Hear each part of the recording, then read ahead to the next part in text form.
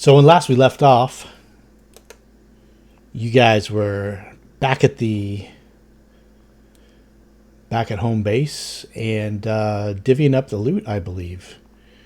I believe so. Coming Yeah. up with a plan on how to sell some stuff, assessing some other things, reading through all the notes and stuff that you guys received.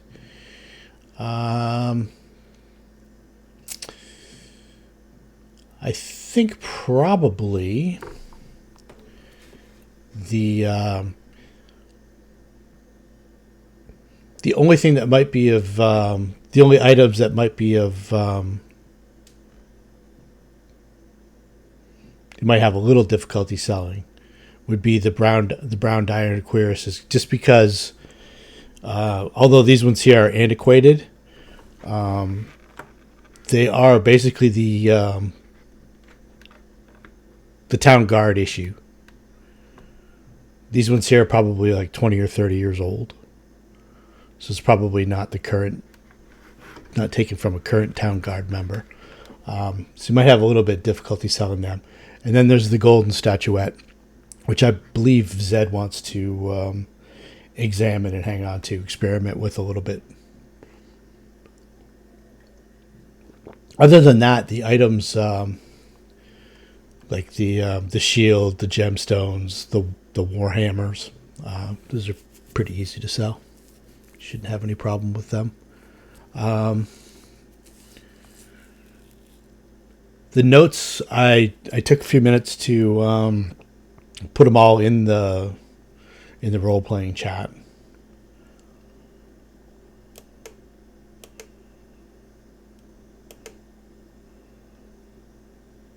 They're pretty extensive, so if you want to, if you haven't read them over, haven't had a chance or anything like that, you can read them over.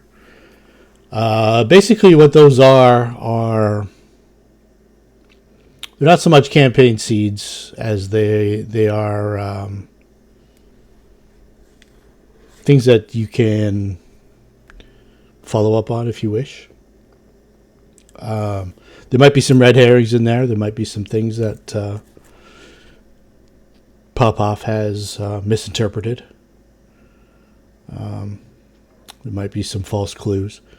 There also might be some adventure ideas in there as well. Plus, you all have lives. You have things that were going on in your life before the Night of Fear happened. It brought you guys all together. So, and you're all considerably richer now. I think to the tune of probably close to around 50 gold rilks each. I haven't really looked at anybody's cash reserves or anything like that, but that's a considerable sum. So the game is yours. I've got the way I do things as dungeon master. I have bits and pieces of adventures ready to go. Should you guys decide to follow up on one thing or another. I also have small little vignettes of things like events and stuff already pre-done. And if we decide that we're not going to really do anything, we're going to take a week off, 2 weeks off, the next vignette comes up. So I've got 4 more adventures, 3/4 of the way done. I just want to see which way you guys want to go. And I've got 2 completely finished that are events that are going to happen. Whether you guys follow up on them or not, it's completely up to you. That's just my DMing style. I don't want to... I'm not a railroady kind of guy. If you guys decide that you want to do this or that, I'm all for it. Or if you guys decide you never want to work together again, then then the campaign takes off in a different place. So I'll leave it in your court for a few moments anyway, until we're all kind of standing around kicking rocks. At which point I'll drop the next vignette on you. How would you guys prefer things to go? You rather me just give you the hook right away and Do you guys have a preference? Don't know something, right? Because we can kind of hand wave some things and say, okay, a week and a half has gone by and you guys have shopped a little bit, you've picked up stuff, or you can role play. Maybe you guys want to investigate something. Something's caught your mind. Something's caught your eye. I don't want to be. I don't want to be that kind of guy that goes, okay, this is happening next. You know. But if nothing's happening, then I'll drop something in there. Well, we ended the night back at the Yeah. tavern that we started with the fat chance. Yep. Get links. Yeah. So we'll see what comes our way as opportunity arises. Okay. So you guys are. My input. I mean, we got others that can provide theirs. That's true too. I do have a separate question. Absolutely. Far away. On the character sheet for Bardic Inspiration, Yes. it says casts 0 of 7, but at level 2 I get 9 uses. How do I change that 7 to 9? Let's see here. Let's see. Did you set it up as a spell? Probably did. If you set it up as a spell, in your at the very top, whatever spell level you happen to drop that in, you just change that number to 9. For example, if you made it as a first level spell, you should have a 7 in there now, right? Because you have 7 uses. Yep.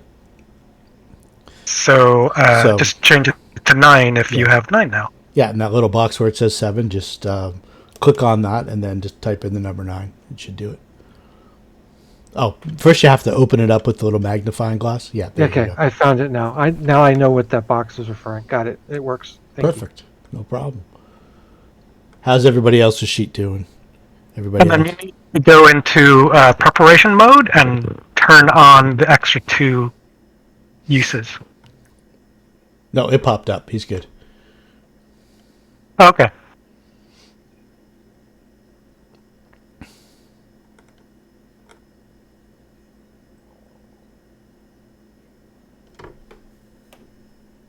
I'm simply pondering. Sky the player or Arthur the character? Both.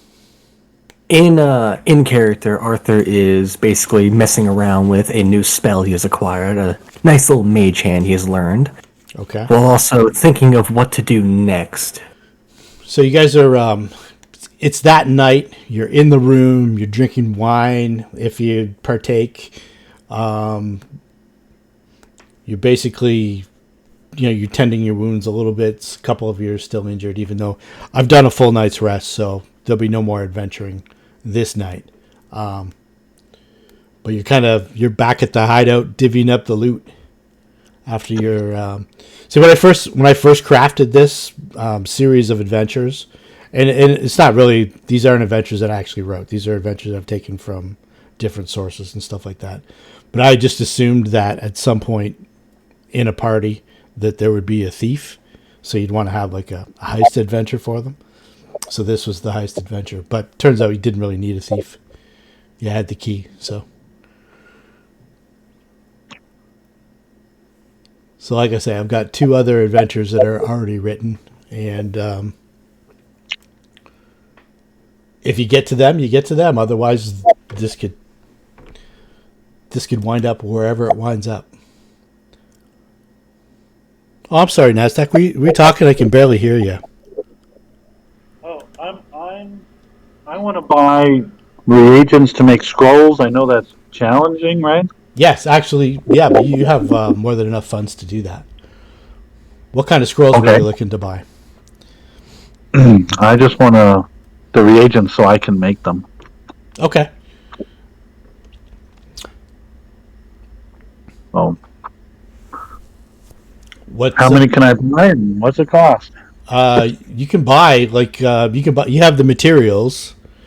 It costs for a first level scroll 12 and a half gold rilks, which is Okay. half of the 25. Okay. But there's definitely enough places around town. There's like alchemists and apothecaries and little in the Marsh district. There's been an upspringing of like crystal shops and esoteric kind of little things that are kind of related to the supernatural. There's been a few shops that have sprung up around there. The shop that Lord Denal owns, it's like a pawn shop, so it's kind of like he gets a lot of things secondhand, and that's up near that district. So you find yourself, you get a bit of a discount on that kind of stuff if you introduce yourself, and or if you happen to be in there one day when he's there. That's the guy that you guys helped out with the vampire. Hello. So I'll buy 4. Okay. 4. And it'll take me a day to make them. Take you a day to make each one. Because when it converts down to silver smarducks, so everything's like multiplied by 10, basically. Okay. So that's what I'm doing Okay. for the next few days. Where does Luna live? Does she have does she stay at an inn, or is she got herself an apartment? Is she new in town? Has she been around for a while? We don't really know much about Luna. She's just kind of been a mysterious character that pops in and out every now and then. Right at the perfect time.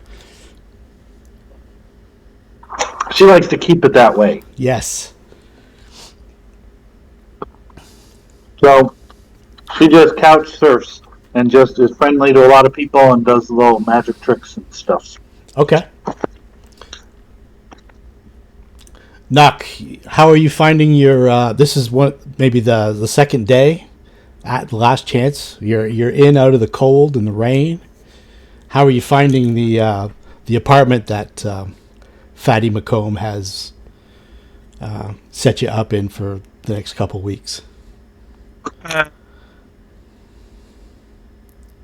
How do I find it? No. What do you mean? Are you enjoying it, or are you feeling comfortable, or?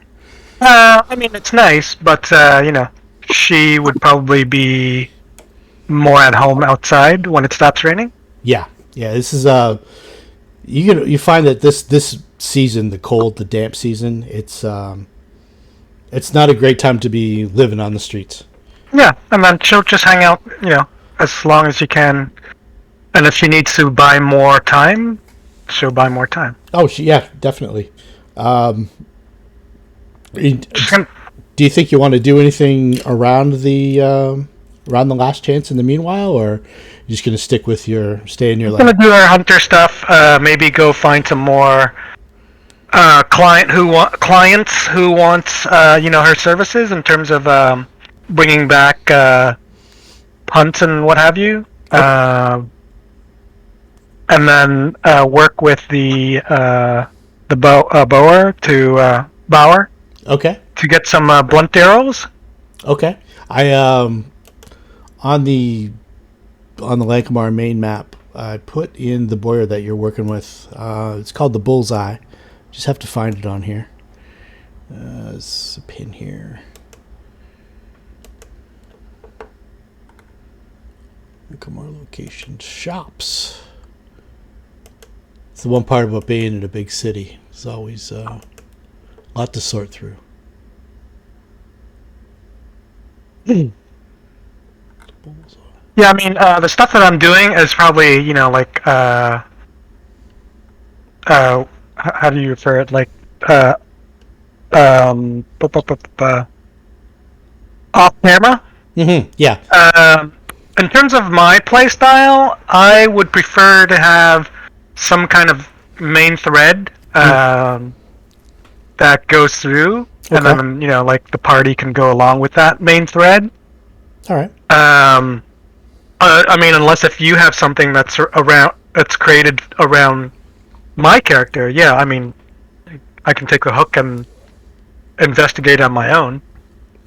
Not on my own, but initiate the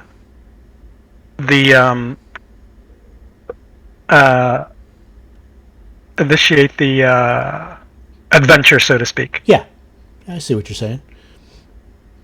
So do you think you guys would like to, say, chill out for the next... Because the next event's going to take place in a week. Do you think you guys are going to want to spend a week just doing normal living around the city stuff? Or do you think you'd want to investigate anything from what you've been involved in? No, we got the book returned, right? Yes, Nothing kind of...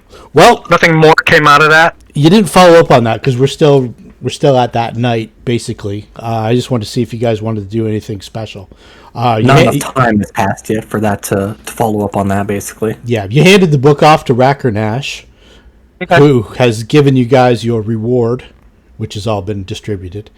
And that's all you know so far. You guys went back to the hideout to divvy up the loot, and you're assuming that he went off to give the book to his employer. I mean, if it's within like a week, I'll be training and doing all the hunting training with Teddy. If something happens within the week, it breaks that cycle. Then Okay. I'll jump into that. Okay. Luna's working on her scrolls, and she's what about Asami? I'm assuming she's working at Last Chance. Asami has heard of this thing called a handy haversack, and she wants her version of Mary Poppins purse. Okay. She also thinks that they're expensive, so would be working to save coin and do research to find where one would purchase such an item. But clearly, it's probably going to be more money than what I have, even with the rewards. Oh yeah, I'll have to earn that coin, and it starts with performing because that's the normal profession. So, if nothing else, just whenever I'm allowed to perform in the tavern and earn a few extra coin, I'll try to do that. Okay, great. Yeah, why don't you give me a performance roll? Out of curiosity, we have like the majority of the party members are casters, right? What are we doing with crafting? Can that be part of the game where we absolutely. craft stuff? Yep. Like I said, is anyone focusing on that so we don't have to like spend so much money on trying to find magic stuff? I believe it was specified that crafting would be possible but difficult. it's basically you're paying the same price in gold in Lankhmar that you would in D&D. Like so everything's multiplied by 10. Paying in platinum, effectively. Basically, yeah. Gold rilks for magic stuff. So unless asked to do something else, she's gonna use her flute since she bought her brand new masterwork flute. Okay. And just sort of be like background music for the to support the gambling institution. Oh, okay, great. That's a good roll. Naka, you maybe want to give me a survival roll to see how your hunting went too. Just a single one for the week, or Yeah, just a single one for the week. It's just so you kind of earn. I'll give you some coin. Okay. Survival. Bloop. All right. Nice. And then Teddy's gonna do her own survival. Although I feed her. Let's see how well she does. Not so great. Everything's come up kind of. All the stuff she's found has come up kind of bad meat. Hasn't been able to eat, but I feed her. So over the course of the week, if you guys don't do anything else, Asami, you've earned yourself 10 silver smarducks, and Nock, you've earned yourself 6 silver smarducks. Is that factor in rent or any of that expense or no? Rent hasn't come up. Yeah, rent hasn't come up yet. Also, I read that Zed's apartment is apparently 1 silver smear duck per month. Mm-hmm. 1 silver smarduck per month.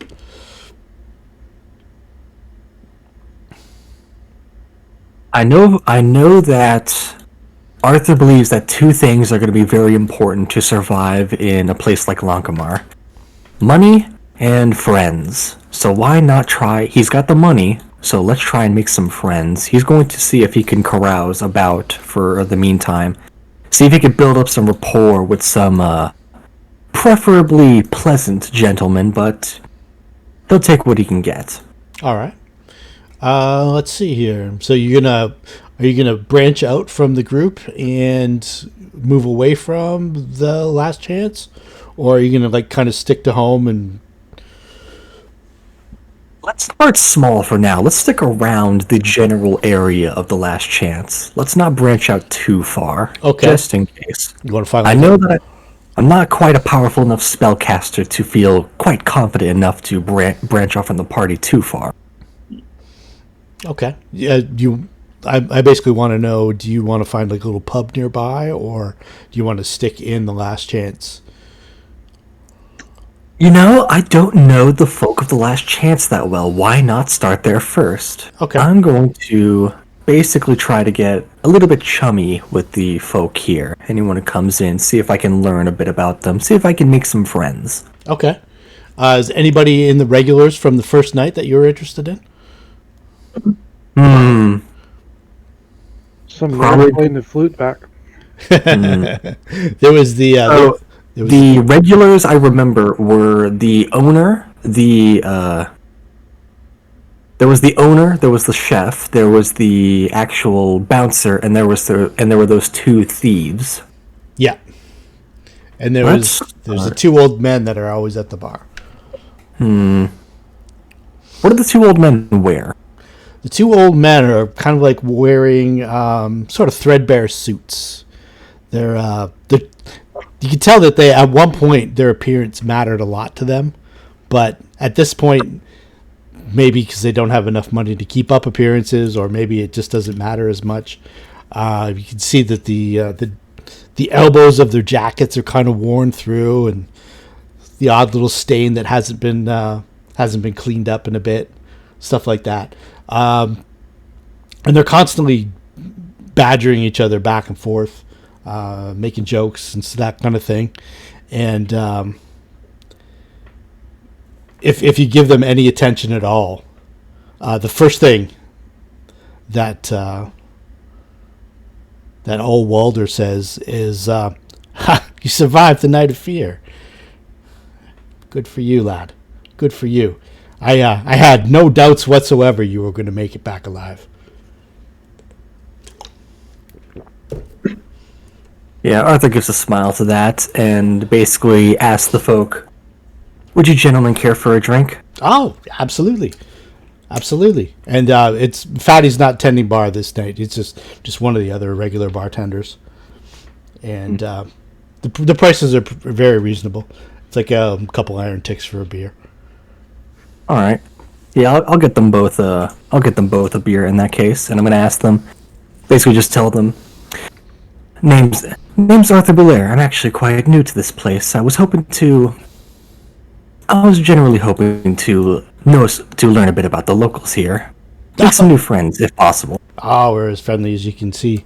I'm Walder, and this is Stadorf over here. Stadorf's the stupid one. It's nice to see you. Where are you from? Where are you from, Arthur? Hold on, let me get the map real quick so I can remember what the place was called. Quarmall, actually. Quarmall. Quite the distance. That's the south, isn't it? Mm-hmm. Yeah, near the mountains of hunger, in fact. It's been many a year since I've even heard that word. Never mind. Never mind. Met somebody from there. That's interesting. What's it like there? Dark. Dark. Yeah, he gives like a small smile at that. Like clearly he's like a bit of a jest when he says that. Excellent. But generally speaking, it's good enough, I suppose. I was actually hoping to ask you the same thing. How do you enjoy living in Lankhmar? We've been in Lankhmar our whole lives. Pretty much in this neighborhood. Walder used to have a shop on Atheist Avenue, just around the corner. But we hung it up. We spend most of our time here now. Are you enjoying your retirement, as it were? Yes, this is the way to spend your day. Would you rather be doing this than working? I can understand that. I definitely can, gentlemen. So what do you mind if we can? Do you mind if we ask you what happened? The night of fear. What's it like outside? Do you see anybody out? Is it like they say, or is it like an old wives' tale? Well, that depends on what exactly you mean as they say. Well, they say that the gods of Lankhmar walk the street, strike everyone dead who they see, and Can't confirm, didn't meet any walking gods. Thankfully, as I am still alive to show for that. As for any individuals who weren't gods who would strike people down, no, a couple vagrants who, much like me, did not fear the night, but generally speaking, it was quite peaceful. Very dark, though. Almost as dark as Cornwall. I told you. He's badgering his buddy. He says, I told you, that's all. It's not, there's no truth to that. He just got lucky. He got lucky.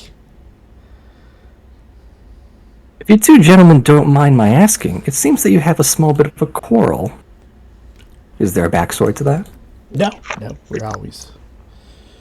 He's just not so bright. The one that got called stupid is now saying the other one is stupid.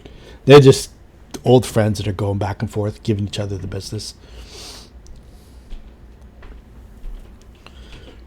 We spend all our time together. There's no quarrels, and there's 1,000 quarrels. But he's despite his stench, he's okay.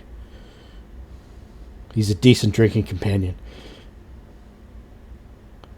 I would agree so. It has been very nice meeting you, gentlemen. I hope that we can meet again another day. Maybe next time I'll buy you a drink. No need. I don't drink myself. Just hoping to make some new friends. Well, consider them made if you're buying drinks. Very well. Take care. You too, Arthur. Yeah, Arthur nods to them and parts ways. Okay. So if you have like a gather information, I don't know if you're used to the older versions, right? The 3.0 and 3.5, they used to have those skills. Gather information. Yeah. I know that gather information was a charisma skill. Yeah. I don't know what the equivalent would be. It's just diplomacy.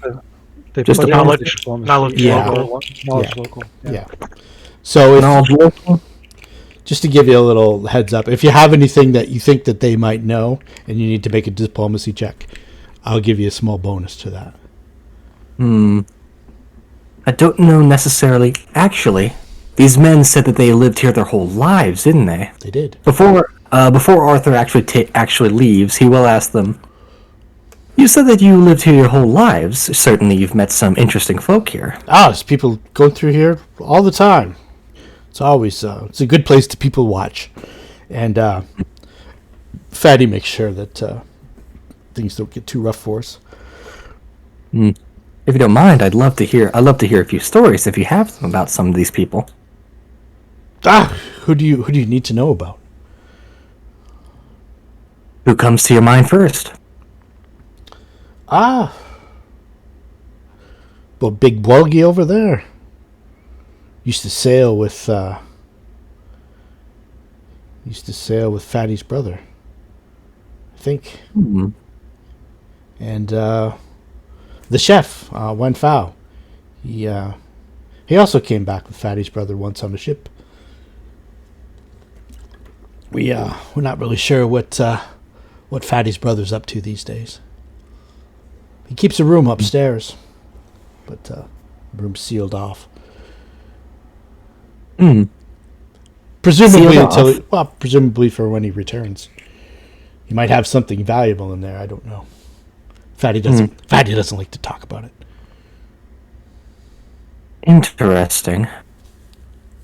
And if you think back when you went up to Asami and Nock's rooms just last night, there was a door at the end of the hall that's nailed shut, and sealed with it was either silver or iron filings at the bottom of the door.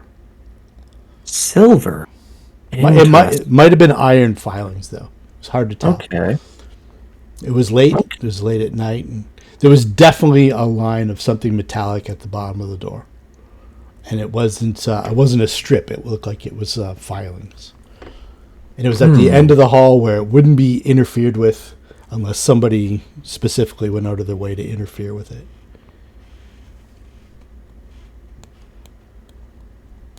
I'll make note of that. And you said that Thaddeus is not here right now. He's not currently bartending. No, Fatty's not there. Fatty's up in the second floor right now. He's got a couple high roller games going on.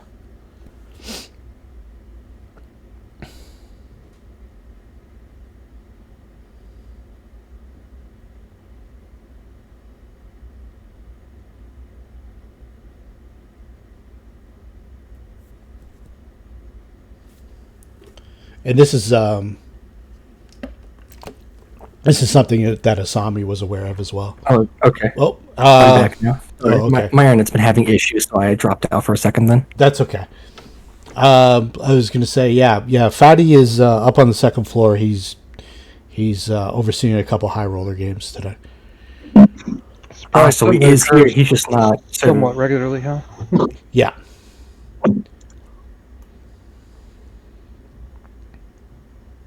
My internet. Okay. I appear to be back. Yes, you are. Get you. Oh. My internet there every so often. It just sorry about that. That's Internet's okay. a bit bad at the moment. Yeah, don't worry about the game room. There's nothing specifically gamey going on right now anyway. Yeah, just wanted to make sure that was known so I didn't just disappear for no reason.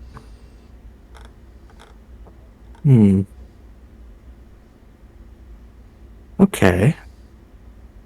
Interesting. I'll definitely put that down. Also, purely because I forgot to take the notes. The two... Am I?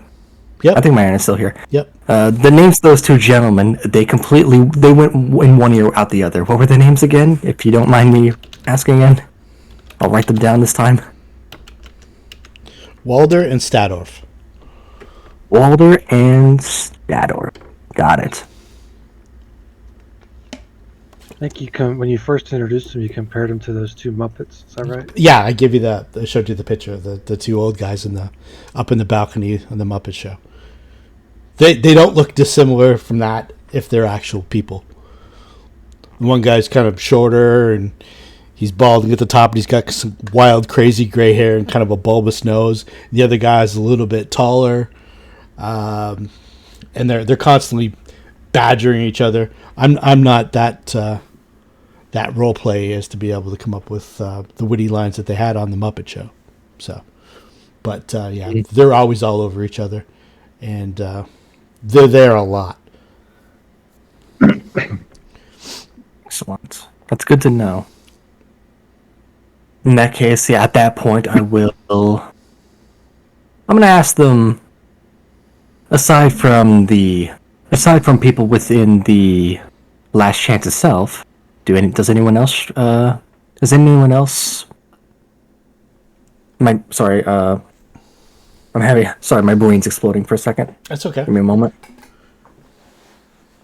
Aside from the folk here in the Last Chance Inn, does anyone else come to mind? Oh, he tells you about another tavern across the street on just behind his old shop on the Street of the Thinkers. How it had burned down a couple months ago, but there's another gentleman rebuilding the tavern there that he talks about for a while. Their story on how it burned down? This is he describes the section of neighborhood where you guys had your first encounter with the Slayers, where they had the burned out house in the middle. They say they caught fire during that conflagration. They said that it happened about 3 months ago.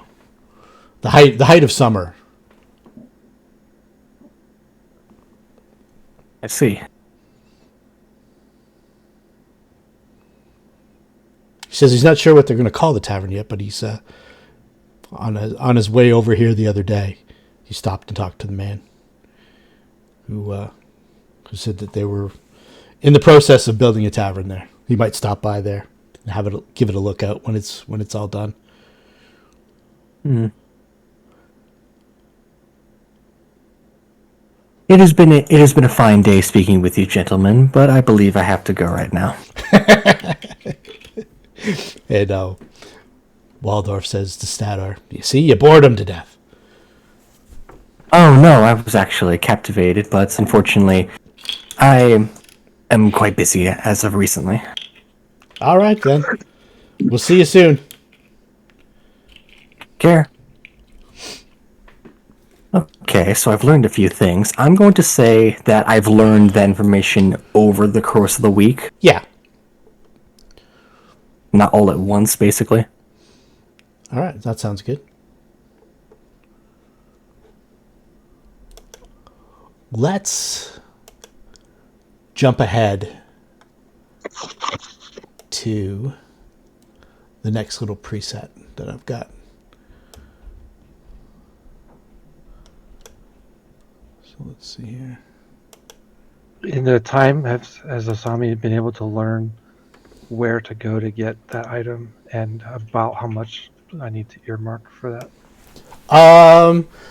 You can check in with various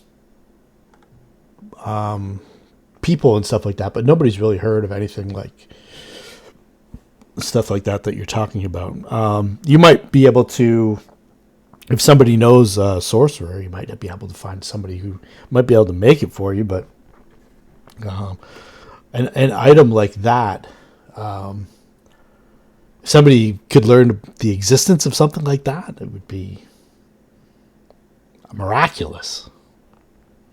Even though, in our D&D games, it's not that big of a deal. It's an entry-level item.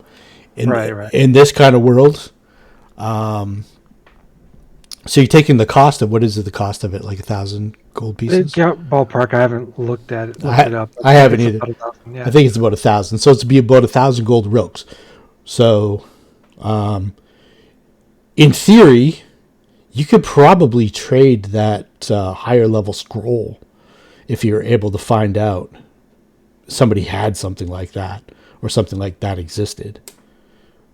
That Summon Monster 6 scroll, you could probably maybe work out some kind of a trade for something like that if you were somehow able to get connected with somebody who might have had something. The guy we sold the horse to that says he sells gear. I assume it's like just armor, not items like this. Yeah. He sells he outfits people who are going to make overland. Like, he's a caravansary. Yeah, well, such a thing would be handy for someone traveling. Such a thing would be handy for anybody. Right. You're interested in the handy haversack? Yeah. That's right. It's $2,000. $2,000. So, Yeah. A quick question. I made how many smear ducks? I think 6, right? I think Or you 7? said, yeah. I said 6, Was it I believe. Yeah, 6. Okay. 6 silver smarducks. Okay. And then the other question is, so the blunt arrow in Pathfinder is 2 gold. Is that like 2 smear ducks, or how does it work again? Yeah, blunt arrow would translate straight up. So Okay, like yeah, 2 smear ducks. 2 smear ducks. Yeah, there'd be nothing nefarious about. Okay. It's not like you're buying a bazooka or anything like that. You'd be able to find that. Actually, the boyer who makes it, he would charge you just basically what his cost to make that kind of stuff would be. And the boyer's name, by the way, is Morketh. And his shop is called the Bullseye. It's in the Temple District. So it's just north of the Marsh District, just across the street. Apropos name. Morgoth is his name? Morketh. Morcath? He doesn't have an image. Okay. No image. Morcath! Does that mean we have to use our imagination? Yeah. What do you think Morketh looks like? You use the players as a resource on this one. And you know what? I would like. a half orc or orc that looks like he came out of Skyrim at all. What's that? I would like to practice my summon, i.e., get the GM to link a summon creature to my character so I can control it. Yeah, absolutely. So, do you have the bestiary to bring up a Sturge? Yes. Does it have to be a fiendish or celestial one? I don't have the templates for that. At first, this level? Nope, just a simple Sturge. Okay, sure. Yeah. And then I think you just drop it onto my character, right? I believe so. Did we do this already? No, I watched a video on it this week, though. Oh, okay. So and then see. you would have to drop it on the combat tracker too, right? Or maybe combat tracker first. Combat tracker and then first, then drop it on you? Let's try that. And drop it on me, I think.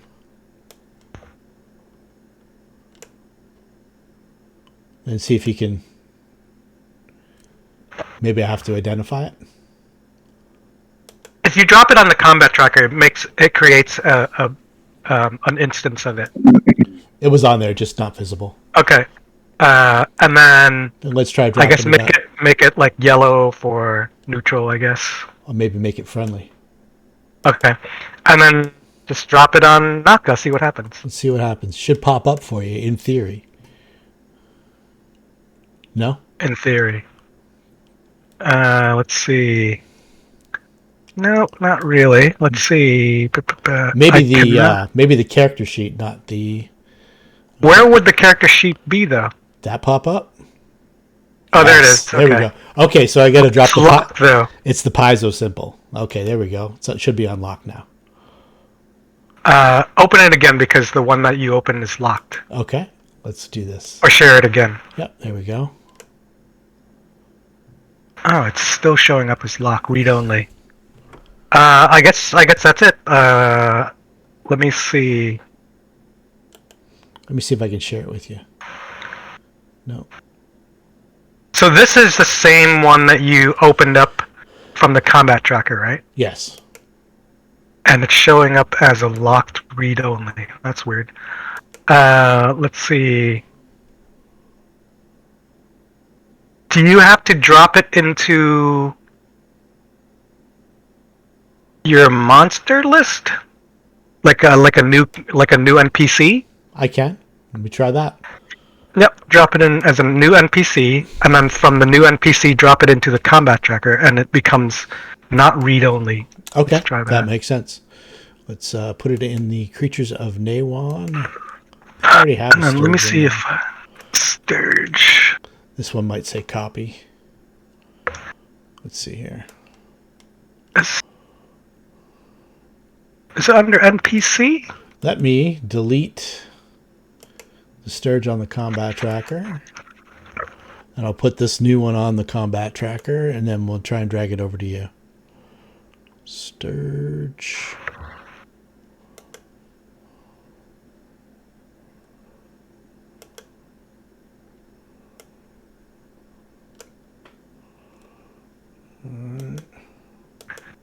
Which thing on the right would it be on? Is it under NPCs or? Yeah, under NPCs, but it's under a it's under a folder that I have control over. Oh, okay. Let's try this. This comes up locked. Just same. Let's see. Let me try to attack something. Touch, attack. Arthur, bloop. No. Okay, it works. Okay. Okay, I guess we'll just do it like that. Okay, cool. Then you let me know if you need anything, and I can do whatever. Okay. Okay, cool. All right, cool. So I'm summoning a couple of Sturges or one Sturge, and it's just flying around, All right. sucking blood out of somebody. You can do that out in the swamp. Actually, they're probably pretty prevalent out in the vast, Probably. out in the Great Salt Marsh. I've learned to control one. You've learned to bring it into being right in front of you, which is that's some black magic there, my friend. All right. So next time, if it comes in, it'll come in for a couple of rounds. Let's see how useful that is. That would be. All right. So, Asami and Zed. Zed is working as a croupier at Last Chance. And maybe Arthur. And maybe Naka, if she's got some dinner time or something like that. Maybe back in from... I'm hunting. Yeah, I'll Yeah. be working with the chef to get fresh meat. Everyone gets fresh meat. Yeah, Juan Fao's. You become pretty good friends with Juan Fao over the course of the several days that you've known him. He's a pretty decent dude. Yeah. So you get a letter. A letter comes, a courier from... You're not sure if it's a gilded messenger or somebody specific that's been hired, or somebody who owes somebody a debt or whatever. He comes and he asks the bartender about Asami, and the bartender points over as Asami, who's performing, and he kind of holds up a note for Asami, and he makes a message. Should he leave it with the bartender, or do you want me to hand it off to you? So while you're in the middle of doing a flute performance, I'd probably finish the song and then go get it. So Okay. I wouldn't just stop playing and take the note unless it indicated it was an absolute emergency. no, he just kind of indicated that it was for you, and you keep playing, give him a nod, Whatever. and Yeah. As Okay. soon as that particular song is over, then I take a pause, go Okay. and see what the note is about. all right, it's just an envelope. You open it up. It's got a wax seal on it. It says, "My dear friends, yesterday while attending some business at my location on Carter Street, I came across a handful of tickets to a production that might be of interest to you. I know for certain it is of interest to me, as the topic of the production hit a little close to home for my liking. I acquired these tickets as payment. Unfortunately, a prior business arrangement precludes me from being able to attend, as this particular production takes place only weekly. It may be some time before I'm able to take it in for myself, but I'm curious about it, as I believe you will be. There are 6 tickets included for tomorrow evening's performance. Unfortunately, the seats are poorly located, as I did not have a chance to have the time to see them traded up. But I believe they might suit our purposes. Accept my gratitude if you're able to attend this production and report its contents back to me. I do understand if you're unable on such short notice. If such is the case, feel free to gift or sell these tickets as you see fit. An interesting party would probably play 3 Smerducks for all 6, but I will leave that to your discretion. The Midnight Theater is located at the corner of Carter Street and the Street of the Gods. The production in question is named The Gourmand, and it begins an hour past sundown. I won't spoil the plot, but from what was described to me, its plot runs somewhat concurrent to matters of interest to all of us. Gratefully yours, and just the letter D, and a stamp that you'd seen at Lord Danel's place. You'd seen it on some of his correspondence. If party members were here, then Yeah. I would go gather them at a table, say, hey, I think this is meant for all of us, and if everyone attempts to go to that same table, then I will share this with everybody. Let everyone read the note and see the tickets. Cool. And that's how I'll probably end up going. Hopefully y'all will too. It's not often that I see it's not often I take in shows. So for these types of events, is it expected that one would go decked out in their armor, or would one need like regular clothes? I don't think anybody wears the heaviest of armor in this group, so like studded leather would be fine.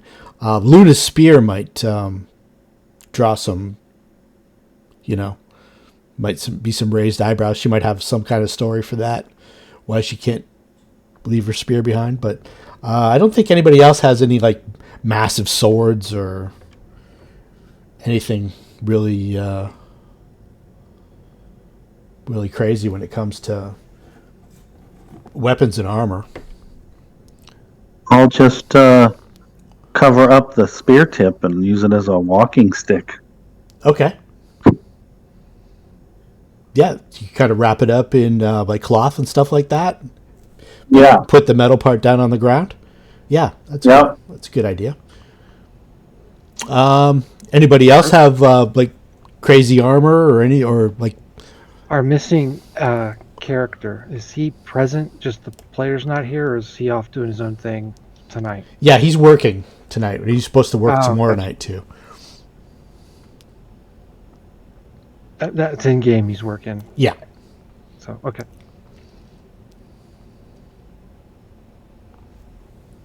Asami knows that she can pretty much set her own schedule to come and go, but sometimes Zed has to sit in for people, and Fatty has to arrange to have so many croupiers on at a certain time. His schedule's a little more set. So this is for tonight, right? Tomorrow night, actually. Tomorrow night. Okay. Well, I'll pick up one ticket, stick it in my pocket, and say, I'll do the rest are for the party. If you come, that'd be great. If not, figure out what to do. Okay.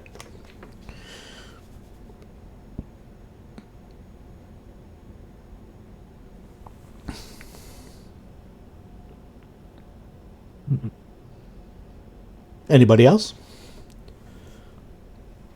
I believe that, unless anyone says otherwise, we're all in agreement of going. Okay. Do you wish to do anything beforehand, or? Does Teddy need a specific ticket? I wonder if just Teddy's feel it. allowed. You could, Yeah. you could probably smuggle Teddy in under your cloak. I think we got Teddy's an extra not Teddy's not the kind of she doesn't appreciate theater.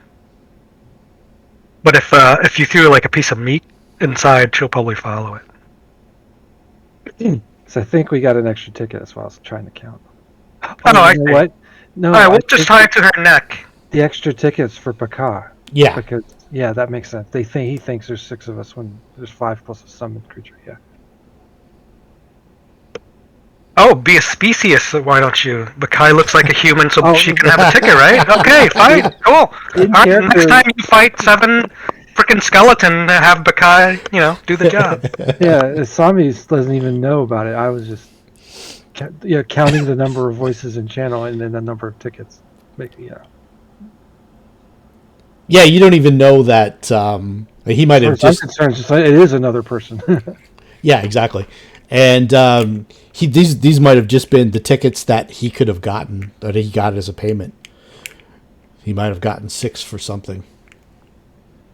Don't forget, he runs like pawn shops all over town, and his Carter Street location, the Iron Ticoon, isn't that far away from the Midnight Theater. So, Would Sami be aware, or anybody, that the theater, is it like a good place, or is it like discount dollar theater? yeah, it's discount dollar theater for sure. Let me give you a description.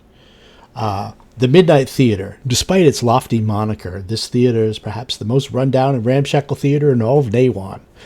High walls encircle a 2-story high open-air shaft with one rickety balcony containing stadium-style bleachers that loom over a set of floor seating. And then on the floor, discarded oyster shells serve as both hazardous flooring and projectiles to run less appreciated acts from the stage. 6 days a week, the venue presents mostly raunchy and coarse plays that find favor with the Tenderloin's baser citizens. Evening performances, however, take a more occult turn, and the theater hosts a competitive roster of spook show magicians, mesmerists, somnambulists, phrenologists. Most of Lankhmar's more prominent occult practitioners, all with various stages of legitimacy, use this stage as a pulpit to subtly ridicule competitors and to make grand public appeals for followers of their esoteric truths they claim to have uncovered. So it's basically they have a couple shows a week, And then in the afternoon, they have kind of body plays. And the rest of the time, it's just basically hucksters and basically almost like carnival sideshow kind of shows where people walk in and for maybe an iron tick, he'll tell you about yourself and stuff like that. But on the actual night in question, it's an actual play called The Gourmand, and they actually have tickets for it, and it shows weekly. So this place is stocked with sharp projectiles on the floor Yep, oyster shells. These for immediate reviews. yeah, exactly. And it's not far at all from. Well, based on that description, it would seem like wearing your being decked out in armor wouldn't be a big deal. No, not at all. Depending on what kind of armor you're, if you're wearing a full set of scale mail or something like that, you might look a little odd. But the same thing would happen if you had a fighter, say, character who wore heavy armor all the time. He would have to have a reason to be around town in heavy armor. Having somebody like Lord Danao as a patron who could give you a little writ saying, I'm in service of this lord if you ever get stopped by the cops. Not a bad idea either. I've seen like the fantasy movies where characters, they wear armor. It doesn't look like the fancy armor that we're used to in games and stuff like that. Mm-hmm. But it serves as the armor class that's, whatever they're wearing, right? So sometimes what we're wearing is not actual, doesn't look like fancy armor and stuff like that, does it? It depends on what you have. I don't know. If you're wearing just... I have a hide Yeah. jacket or something, that's considered like a hide armor, right? Yeah, absolutely. And, I guess I could wear that around town with not too much of a big deal. Yeah, most of the lighter armors, even up to chain shirt underneath the shirt, that's no problem at all. As long as it's fairly concealable or like leathers, studded leather, that kind of stuff. It's pretty common, actually. A lot of people, most people, who are in some sort of business of either being a thief, which there is tons of, or a bodyguard or a Slayer's Brotherhood, or there's a bunch of them, and especially in this part of town, seeing someone wears armor grade leather, studded leather armor. I don't think we have to worry much. I don't think anyone started out with a full set of plates. Did someone? No, nobody did. I feel like most of us can't use armor at all. Yeah. Oh, that's right. You're a bunch of casters too. Yeah, exactly. I think the only person who can wear armor, I think, is you. At least our divine caster could theoretically wear armor. I'm arcane. Oh yeah, Asami, I guess, could wear armor as well. Yeah, I have the leather, but I figured with wearing a cloak over it, given the time of year, this shouldn't be an issue. Oh yeah. Wearing leather of any sort is not an issue at all, ever. There's a reason Arthur stays in the back. He's got bad hit points and bad AC. And a bad hip. He probably... I'd hope not. He's a little young to have a bad hip. All right. Nope, too bad. The GM says you have a bad hip. That's it. Damn. Roll for initiative. Bad hip is 16. How unfortunate. It is pretty unfortunate. Too much twerking. There's no twerking in Lankhmar. The idea is incomprehensible. All right, so the next night comes, and let me share the map of the Midnight Theater. Yeah, there's a map. We're gonna have an encounter. Yay! Stuff's gonna happen. I love maps. I'm That just gives heavy kidding. implication. It's dark inside. Put you in the lobby. I used to run games when I have to share a map. Everyone gets animated. Yeah, exactly. Oh no. I'm all alone again. Aha! Let's see. There we go. There you go. Can you see now? Not anymore. I could for... There we go. Nope. There we go. All right, let's see here. Put you all in your seats. There you go. It's funny. The only person who came up in her seat is the person who's not there.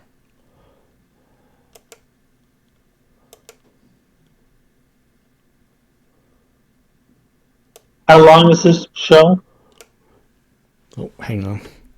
The show's probably about an hour and a half, 2 hours long. Teddy just squirrels along on the floor wherever Naka goes Okay. without actually Naka telling her to do anything. She just kind of like, scoots around and just follows Naka. Sure. Are you guys going to do anything with the 2 extra tickets, or are you going to... Well, let's just assume that everybody's here. Okay. I mean, the players, that is. All right. So we have a full house. All right. Just in case it carries over to next week. We'll put... We're not that cheap that we have to go scalp tickets. I love being human. Are we that cheap? No, I'm just... No, I'm asking the party. My I Are we that see cheap to go everybody, and then it We have moves to 60 black, rolls. and I can only see myself and Baka. That's it. Okay, let's maybe disable the lighting. How's that? Oh, there we go. Now I can see everybody. Oh, Okay. there we go. So that's weird, because is it a matter of the person, whoever is having issue, or not seeing it, It might like a all delay or something? Because I'm not sure. So when I turn that back on, I can see everything. It might have to do with certain people not having dark vision. Oh, okay, yeah. you should be able to see the front of the stage, though. Yeah, I can see the front of the stage. I just can't see my companions with me. Yeah, right next to you. Okay. Nor Well, I can I mean, see this is the a theater, actual right? So layout. maybe you Yeah. should turn on the lights until the show starts or something. There we go. Lights on till the show starts. So we get the back or we get the front there? I'm not sure. Or the back. Is the music the front there? Yeah. Okay. There's like a little... There's 4 or 5 players. Violinist, flutist, drummer, and some kind of cymbals. This is a theater. We have to be fancy. It's a flautist. I like the implication that Teddy gets a whole seat to herself. He's under the chair. I just wanted to have you guys on the map. There you go. She's under the chair. I'm gonna shrink down her size. Whoop. She's just chewing on whatever the cook gave her. It's probably pretty difficult for Asami to not at least be paying extra attention to the flute player, just by nature, if that's what she does.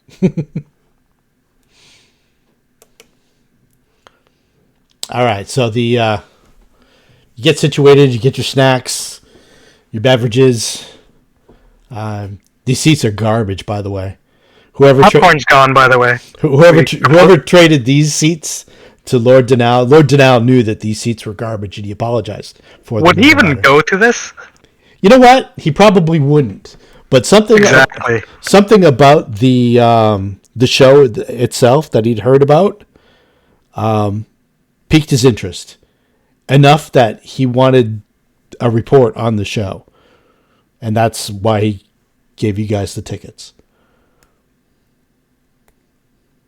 You can. Our benefactor. I don't know if you want to inquire about the show or. But I don't. What? No! I don't even know that word in character. All right. Okay, so you guys are seated. Seated in the back row in the center of the theater, the growing crowd is restless and talkative. Ushers seat the remaining standing individuals before the play begins, and the lights go down. We're probably excited thinking that these are like premium seats. No, you know they're Sold bad. out? Is it full? Is it half full? Empty? It's full. The theater is pretty much full. There's only a few empty seats, and the theater itself, it's outside. Like it's open air. Even the second story above, there's an overhang where you guys are. Where there's a few balconies, and it's open air until where the curtain is on the stage. Oh, so someone from our party can call lightning, right? Yeah, if so, it's kind of like a misty gray night. The show begins. The story unravels. Gourmand, the hero, is the hero. He is sickly pale and grossly overweight. Throughout the entire play, he eats a heaping food platter and drinks from a goblet filled with blood. His attempts to seduce women and conquer men end in tragic failure with every sunrise. The crowd becomes sympathetic and emotional at times. The violence of Gourmand's feedings is subtle and even poetic. Nearing what seems like the play's close, Gourmand the vampire lifts his bulbous head up from the throat of the twitching body of his latest victim, Lady Sorrow. Tears stream down his pale face into the blood-lined mouth. Gourmand's fangs glisten in the glare of the spotlight. He looks up angrily at the moon hanging off to the left of the stage and coughs somewhat unexpectedly. Gourmand begins a solemn monologue as flickering torches begin to light the stage, revealing the alleyway and the refuse surrounding him. Villagers carrying torches closer, and a priest raises his protective talisman with a trembling hand. They surround Gourmand as he speaks to the heavens, oblivious to their presence. The priest begins to castigate the vampire. The villagers quake in fear behind him. Gourmand laughs and strides towards the priest, who backs away, his voice trailing off into a whisper. So the whole play is taking about an hour and a half or so, and it's about a vampire, which is why you can assume that Lord Danal was curious about this show. Whether it rang true to what you guys had encountered,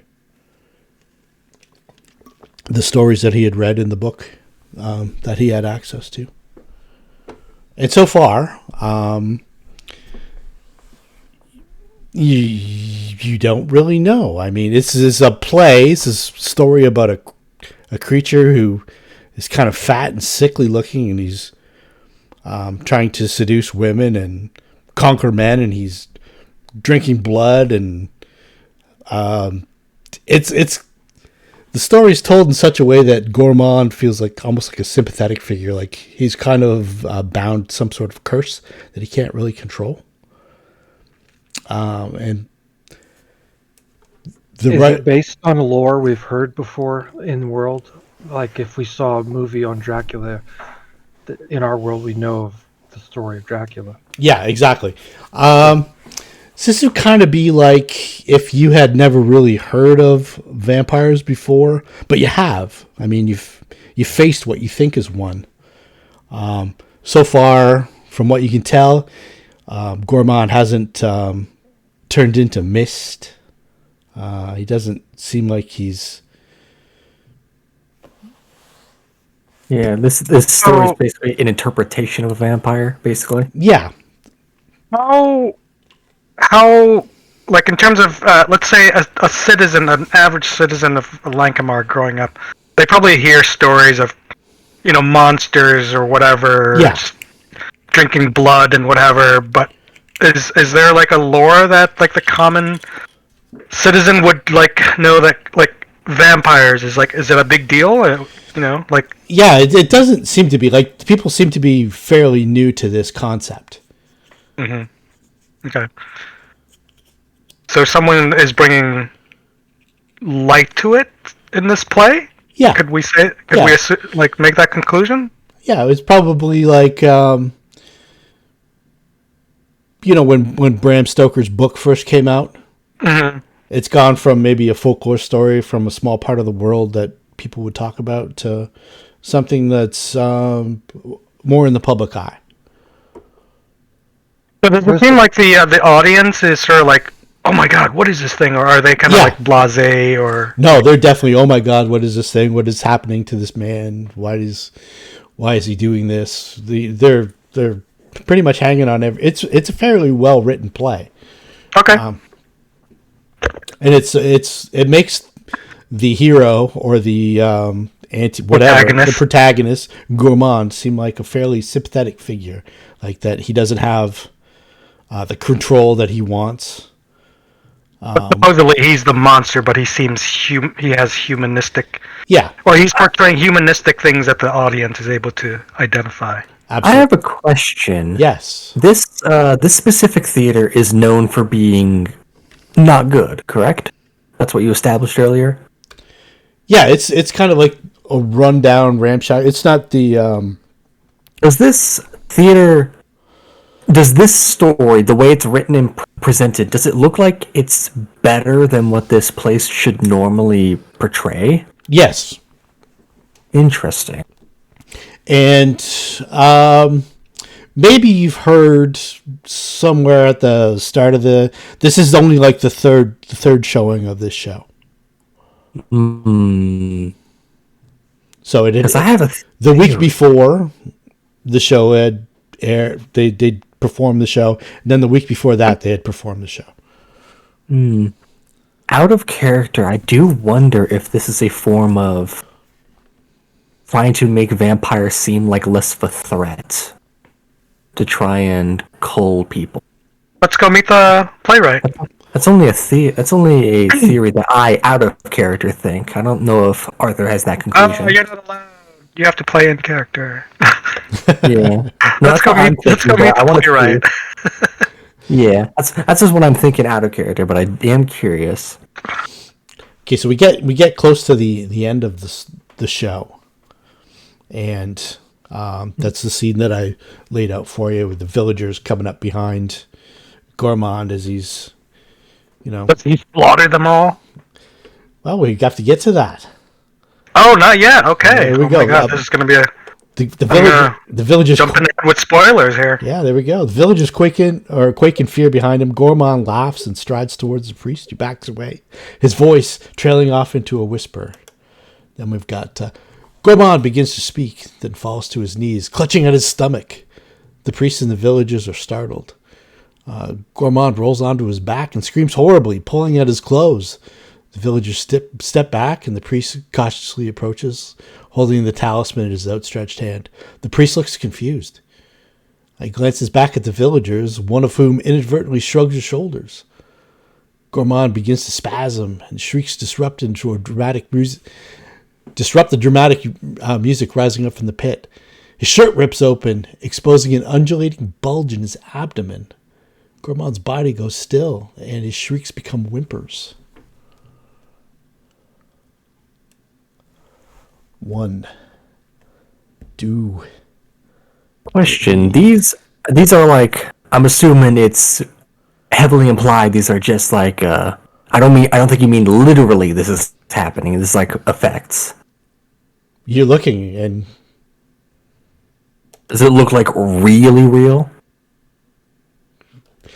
as you're looking, because you're a fair distance away, the priest calls into the rafters for the lights, his hands flailing wildly. Gourmand's abdomen bursts open, and a deformed frog-like creature with an oversized mouth with sharp fangs rises out of it. The creature reaches into the corpse of Gourmand and tears the heart from his chest. The creature then turns to face the screaming audience and swallows the organ whole. Wow, this play has fantastic special effects. It does. Almost real. It's got a pretty Fantastic special, very good special effects. Naka rises and just like shouts, "Bravo, bravo!" She doesn't know that, but something similar. So that's the scene there, and people are starting to panic and head for the exit. And Naka looks around. Why are they panicking? This is such an amazing show. Look at that. Have you ever seen something like that? We need like The people on the stage, like the quote extras, the villagers, try their best to get off the stage. what would we need to determine to see if this is part of the show or if this was no kidding this is really happening? I don't think, unless they had Perception? magic, I don't think they can replicate these effects. Yeah, no kidding. This is really happening. Is your guess? All the people at the front are trying to. It's a bit of a crush going on right now. People trying to exit the theater. In the dark, the lights don't even come up yet.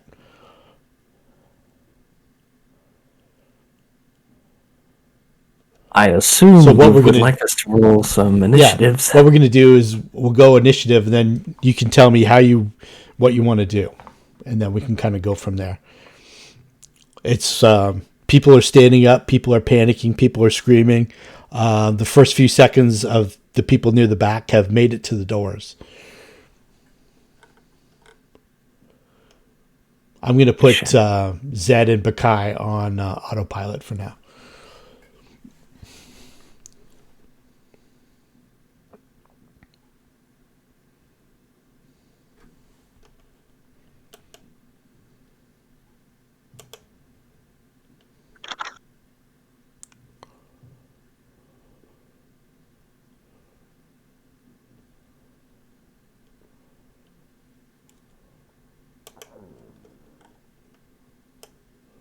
Are you guys able to see the token that I have on the screen there?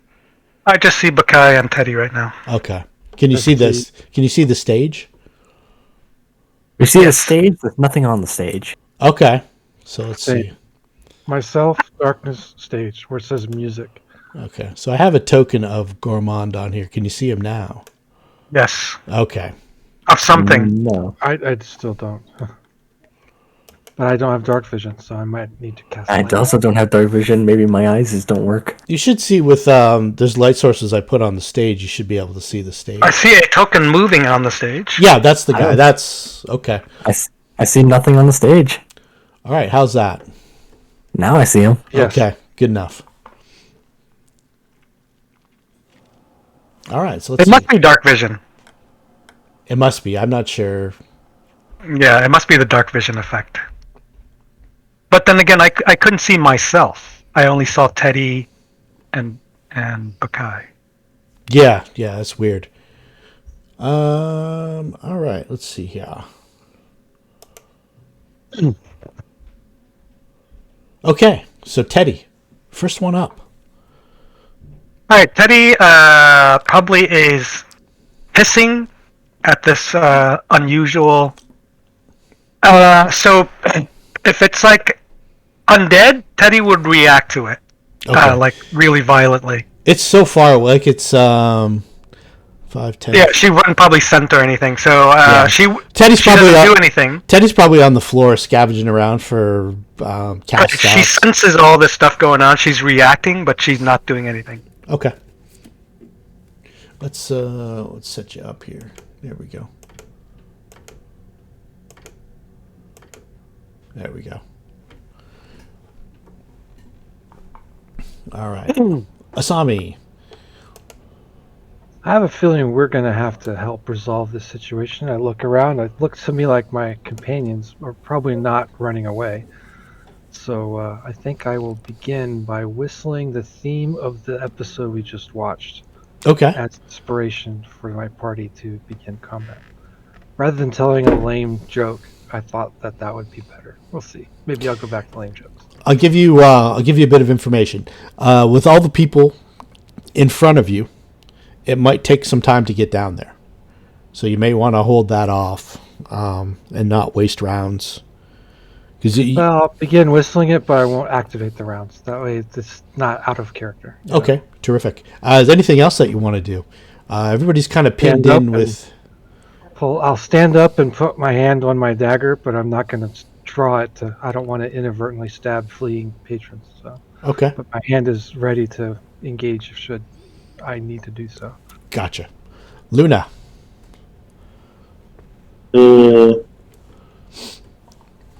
Can I knowledge this creature, or is it too far away? What sort of knowledge skills do you have?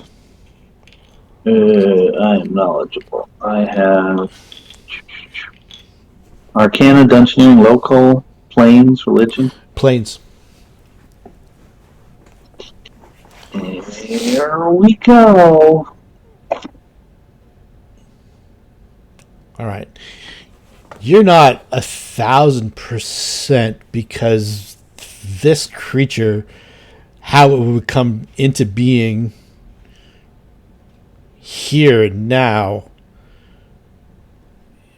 It's a creature from born out of pure chaos. It's called a slod. It's hard to tell what kind of slod this is, just because it's all covered in blood right now.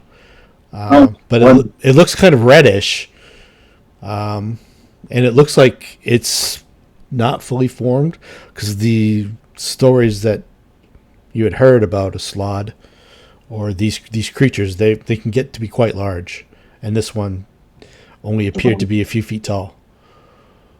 Then I.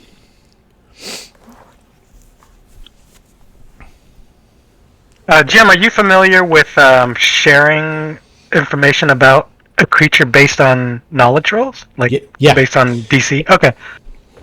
So what would you like to know about the slod? How many questions does he have? He gets one piece of information because it's a fairly rare creature. Yep. Okay. This creature didn't even make it to the PFSRD. It's an old Dungeons and Dragons creature. Oh no, I know. Yeah, I know. I remember them. That's Oh, I know about this. I know about them. They're from Limbo. Like maybe weakness. that's a 5e thing, actually. Weakness. Yeah, what are their weaknesses? Their weaknesses are. Let's see here. Bring up the actual. They are weak to items that are lawful. Axiomatic. Okay, so I cast enlarge person. Can I just walk down down this way? You can, yeah, you can step over the stairs, and people will start clearing out from you because you're almost like a monster now too. Probably There, 5, 10, 15, 20, 20. It's going to be half speed because it's difficult terrain. Okay. You have to kind of push through people and stuff like that. Oh, get out of my way! stepping over chairs and what have you. Get out of my way! There's a monster for me to kill. Talent on the stage. All right. So I'll try and undo the little bag or whatever on my spear. Okay. All right. Arthur. Arthur, not really knowing much about the Outer Planes, I would say that, generally speaking, he doesn't really want to approach it. He'd rather let it approach him. He sees that Luna is being a very good Samaritan, providing herself as a barrier between him and this monster. I believe that he's going to remain seated. He's going to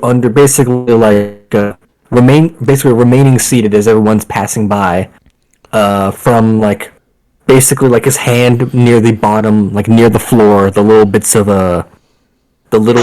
darkness forming around it as he does ready a little blinding ray. Okay. But whenever this thing enters his range, he's going to try and unload it onto this creature. I thought you were going to sit there and boo him until he gets pissed and he goes to you. Arthur's not stupid enough to let this thing attack him. He doesn't know what it is. Yeah, he's going to go ahead and ready up that blinding ray for whenever this creature gets within 30 feet of him. Okay. And he's going to end it. You're quite a distance away. So, right now, with all the people in between you and stuff like that, you're 5, 10. You're probably about 100 and something feet away. Mm-hmm. Yeah, he's just sitting there calm, just readying the thing. Okay. If Luna moves further, further from this, he will take some movement afterwards. But for now, he's going to remain seated and end his turn with that. Sure thing.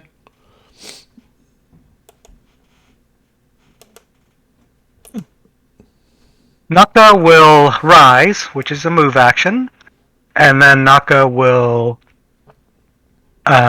move forward 1, 2, 3, and if it's all right with you, Teddy will now move at the same time as Naka to make it simple. Yeah. So people have kind of cleared a little path for giant Luna to step over chairs and stuff like that, and you can kind of follow in her wake. Okay. So full round action, I get to go 1, 2, 3, 1, 2, 3. Difficult terrain, and I call for Teddy. And Teddy, you can give her initiative 5 if you want. Okay.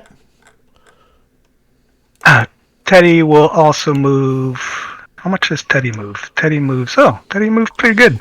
Teddy's not as impeded as you are because she can kind of scuttle under chairs and between people's legs and. Okay, so Teddy moves up to the same. All right, so that's that. Okay, you've got a glut of people in front of you now. In this area here is just jam full of people. The people near the back had sort of cleared out a little bit and kind of got away. So the last two back rows, it kind of opened up a touch, and then Luna had kind of stepped over everybody, and people were like, oh my God, there's a monster here, there's a monster there. You use that. BAB1 now, I'm drawing my weapon as a free action as I move. Okay, great. So with the ocean of people in front of you now, next round you may have to do something to move a little further, depending on what the situation is. So Zed and Bakai. Asami's first. Well, I've already stood up, so I see two of my companions moving forward. I'm going to do the same. I guess it's everywhere still difficult terrain, even the aisles. Yeah, if you want to move through the aisle, the back aisle has now the very back row is now cleared out. Okay. Oh wait, you know what? I'm sorry. Let me interrupt for a second. So at first I said I stood up as an action, and I moved to there, and then I moved again. However, I realized I said I had stood up and shouted "Bravo!" Yeah, so I had already stand. You already were standing. So I'm actually moving full round action there. Yep, that's fine. And you got to about there. There's where the glut of people sort of impedes your way. So I rolled a knowledge planes check. Yes. And I got 16. 16. I am trained in it, so that is a real 16. Okay, so you identify the slot, but you don't get any bits of information about it. Got it. So I kind of know that. You know that. Solid confirmation. This is not an act. This is like a real creature. Yeah, it looked like some sort of creature burst out of this guy and was devouring from the inside. You know that slots are. So that's 30 feet of unimpeded movement, correct? Yeah, you can do that. And then the aisle is jam-packed of people trying to get out. So to go across the bleachers, like where Luna is, that's difficult terrain. Difficult terrain, yeah. So 5, that's not, but then the rest of it would be 15, 25. That's pretty much where I'm stuck then. Okay. Yeah, I'll keep following to help out the allies. All right.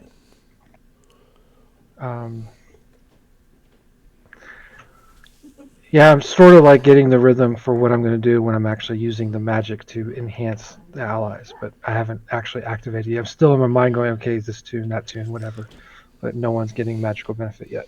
Okay, and you're making your way forward. Yeah. Through a cleared area. You've got Luna's Wake. You've got the you know that the aisles would be.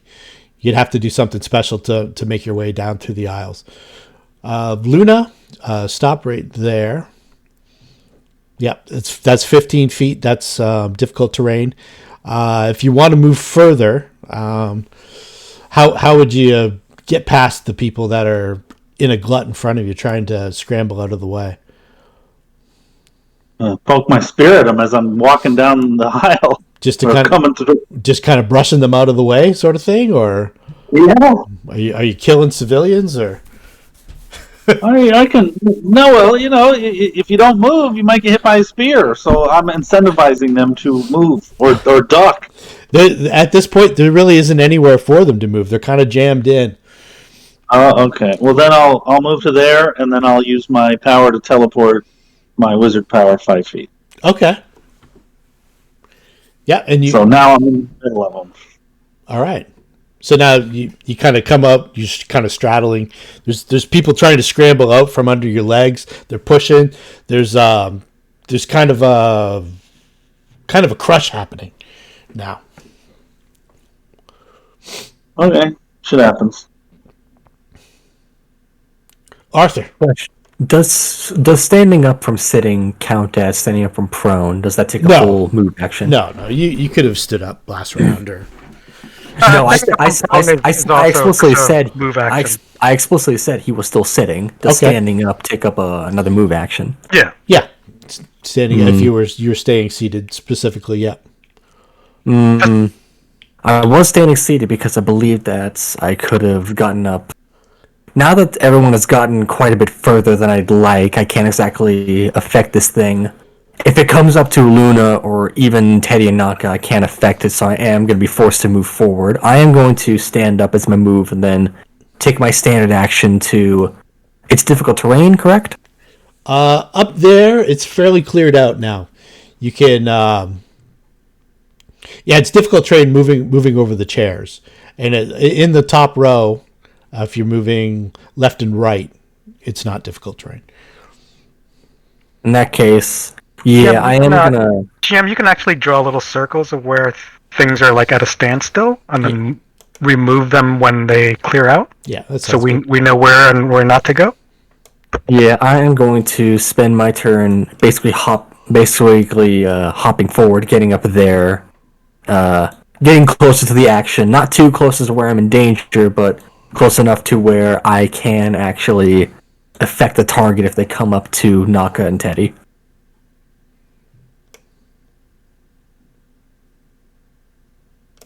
And I'm going to end my turn with that.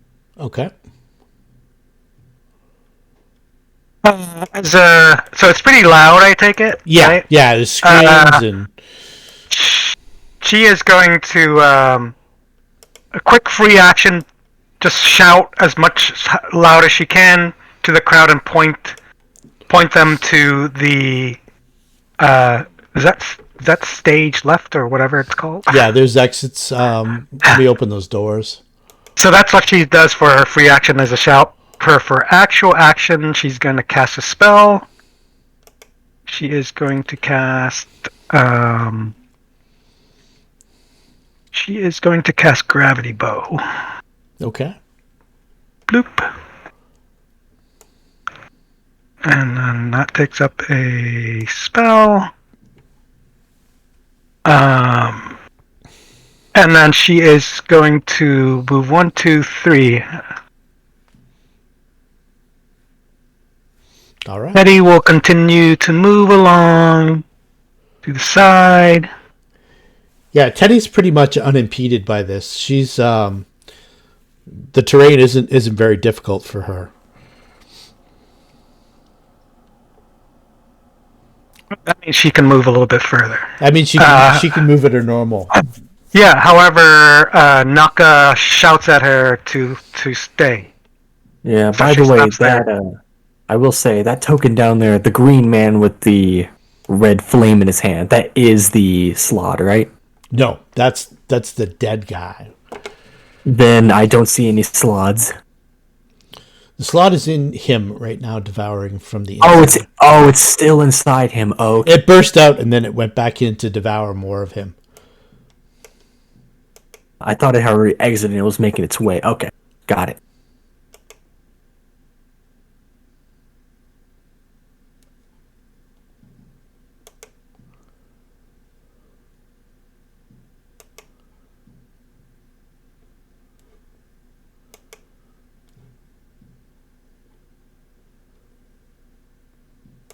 Are you waiting for Zed? No.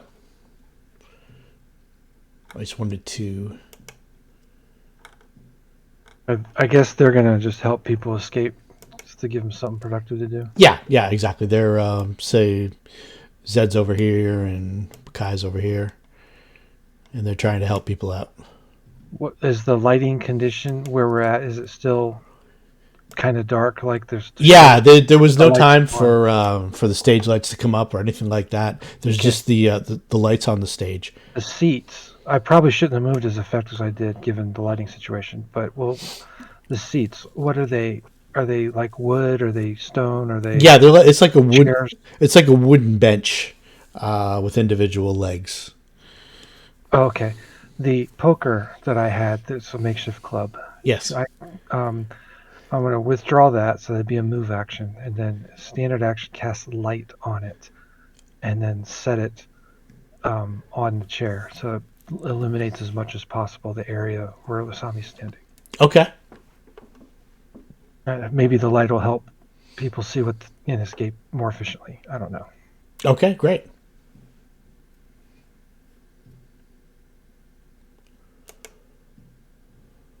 So I don't know if that needs to be drawn on the board or if we're just under the impression. That's the okay. ladies. We can Okay. kind of theater the mind that. It's helpful to people. They have the door open and you can see the light from the outside. Plus, once the light comes up here, where you placed it, that helps people get out. You would guess that in another 3 rounds, most of the people will be out of here if everything proceeds as such. So now you can see from where you are. If you stand on the back of these long rows of benches that you're making your way over, you kind of get on the back and down. When you look down now, the creature that had burst forth from the gourmand's body, you can't see him anymore. But what you do see are 2 of these creatures now beside him, devouring his flesh from the outside, not his organs. And they look like this. And they're about 1.5 feet, 2 feet long. Yummy. They're latched onto him. They've chewed through his clothes, and they're kind of tearing at him from opposite sides. And the initial slot is still inside the man? The initial slot, you've lost sight of it. The slod, with the knowledge check I had, is it a creature that would be able to think like we do as people, or is it more animalistic? And No, it's definitely a sentient creature. okay, Yeah, it's like a. It's like a. It's hard to describe in what you would know terms. It's kind of like a sentient frog-like creature with sharp teeth, born out of pure chaos. You know that some of them are rumored to have magical powers. Some of them are resistant to fire, that sort of thing. You know that they're actually they're intelligent creatures. Luna. Okay, so how far can I move? You can move at half, or if you do something, I'm not sure, to clear the way, you might be able to move further. 15. When does And that then- crowd move based on our movement? Because if Yeah. it moves after us, we can delay or something. Yeah, When- they're starting to disperse this way and the other way. So if you moved into the middle, you could get an extra 5 feet of movement. Okay. There Okay, I go. I think that's reasonable, because the front stage is clear now. Once you get past the last row of chairs, those people have started moving up into the aisle, Okay. and these people are roughly up like this. Well, do these guys look like they're coming after us, or they're still eating the body? No, or- they're eating the body. There's 2 of them.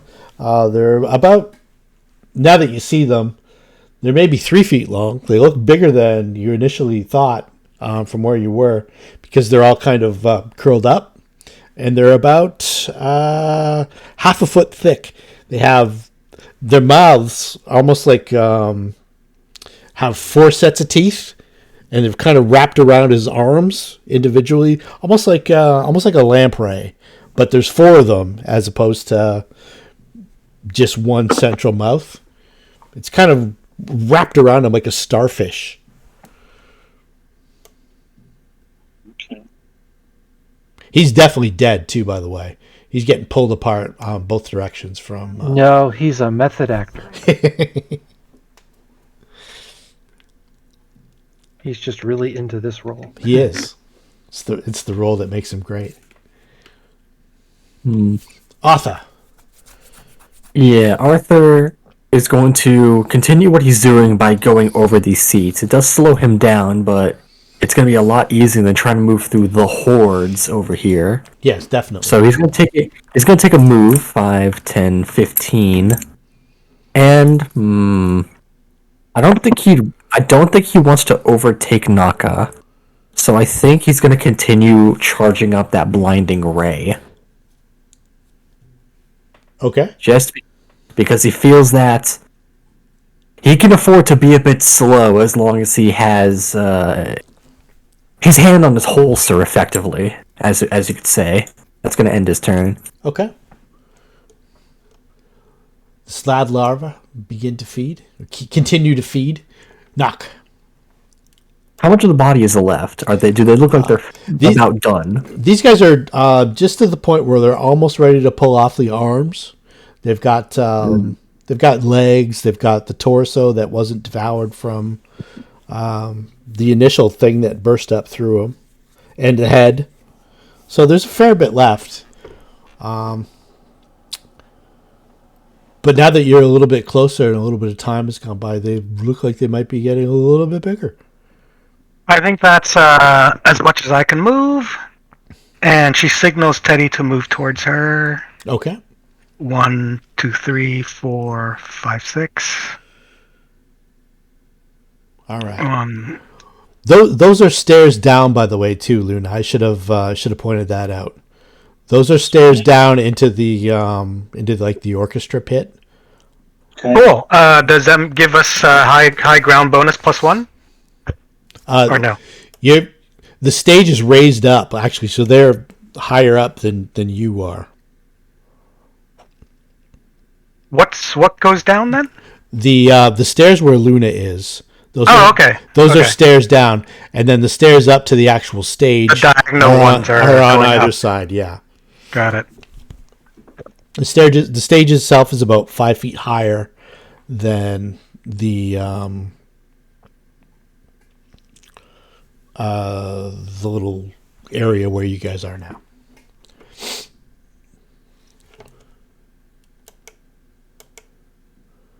Asami. Okay, I'm gonna use the lit poker to sort of hold it up so people can see better. But I am gonna move, so I don't feel like getting trampled. So all this area outside the circle is still difficult terrain, right? Is that right? Sorry. Outside the circle, if you're moving left and right, it's not. If you're trying to move over the over the benches. If you're moving vertical, you're climbing and descending benches. Yeah, exactly. 30. So that's a move action, 30 feet. Do 10, 20, 25. I want to be more central, so kind of do the lateral movement there. And I guess looking at this small circle of crowd, I'm waving the lit poker Okay. for that crowd to sort of Get make going. their way down the aisle. Yeah, they're pushing on as If there's a way, like, I know it's noisy, but get out safely. My friends will handle this. okay. You make a diplomacy check. If you have that skill. I definitely have it, yes, and I'm quite good at it now. But it's going to be a perform check because the first top performance it counts as diplomacy. Perfect. Not a good roll, but not a horrible result. 11 isn't that bad. Yeah, that's true. So it doesn't. I just can't be heard over the noise. It is a nat 1. Yeah, it doesn't. No, skills don't do nat ones. No, it doesn't get you any benefit, but it doesn't. I would still imagine it, and I'm not enunciating clearly through the noise of the crowd. Yeah, Too loud. and people are really looking at you. They're trying to get away from giant Luna and the creatures that are devouring this guy. I'm thinking the light and the waving of the light might help a little, but I can understand. That's no problem. Moving on. And just to confirm real quick, saving throws do follow that rule in 3.5 in Pathfinder. Correct? Oh yeah. You roll a 1. Yeah, for saving throw. autofill. Because It just I know that in 5e it's only attack rolls and death saves. yeah. Yeah. Okay. I wasn't aware if it applied Pathfinder, to it just you're either doing really well or you're not doing well for skill checks. Yeah, There's no nat 1 failure. Yeah, that's not a thing in 5e either. I was just confirming that because I'm not fully certain. That would make sense. This is not something Asami's used to doing, crowd control directions. So it's obviously she's Yeah. kind of shy at getting it started. So that would make sense with the low roll. So Luna, you get a bit of momentum. Are you trying to jump over the orchestra pit and up onto the stage, or are you going down into the orchestra pit, or do you want to go around? Oh yeah, I was there. Right. No heroic stuff. That's Jump fine. it. Climb it. Yeah, I don't know So I have what. to go like See- that, or how do I See this? also go around? Yeah, or you could step on top of the little low railing and kind of step over it to like the square right beside it. You could definitely do that. You're big enough. Yeah, you're big enough. You could step over that little low railing there on either side and then up the stairs. That's no problem. You don't have to. Yep. Oh, I see. So, and like, something like that. Yeah, definitely. Now you're on Okay, stage. Now you can see there's a curtain. Well, the curtain obviously is behind there, but you can see that there's a trail of blood leading beneath the curtain, and it looks like some intestines got dragged back there as well underneath the curtain. Yummy. And then there's these two larval creatures, and they're latched onto the gourmand's opposite arms, and the arms are just about ready to get pulled off. Oh man, you didn't I'm say gonna- this was like a rated R campaign. So I'm gonna stab this salad guy. All right.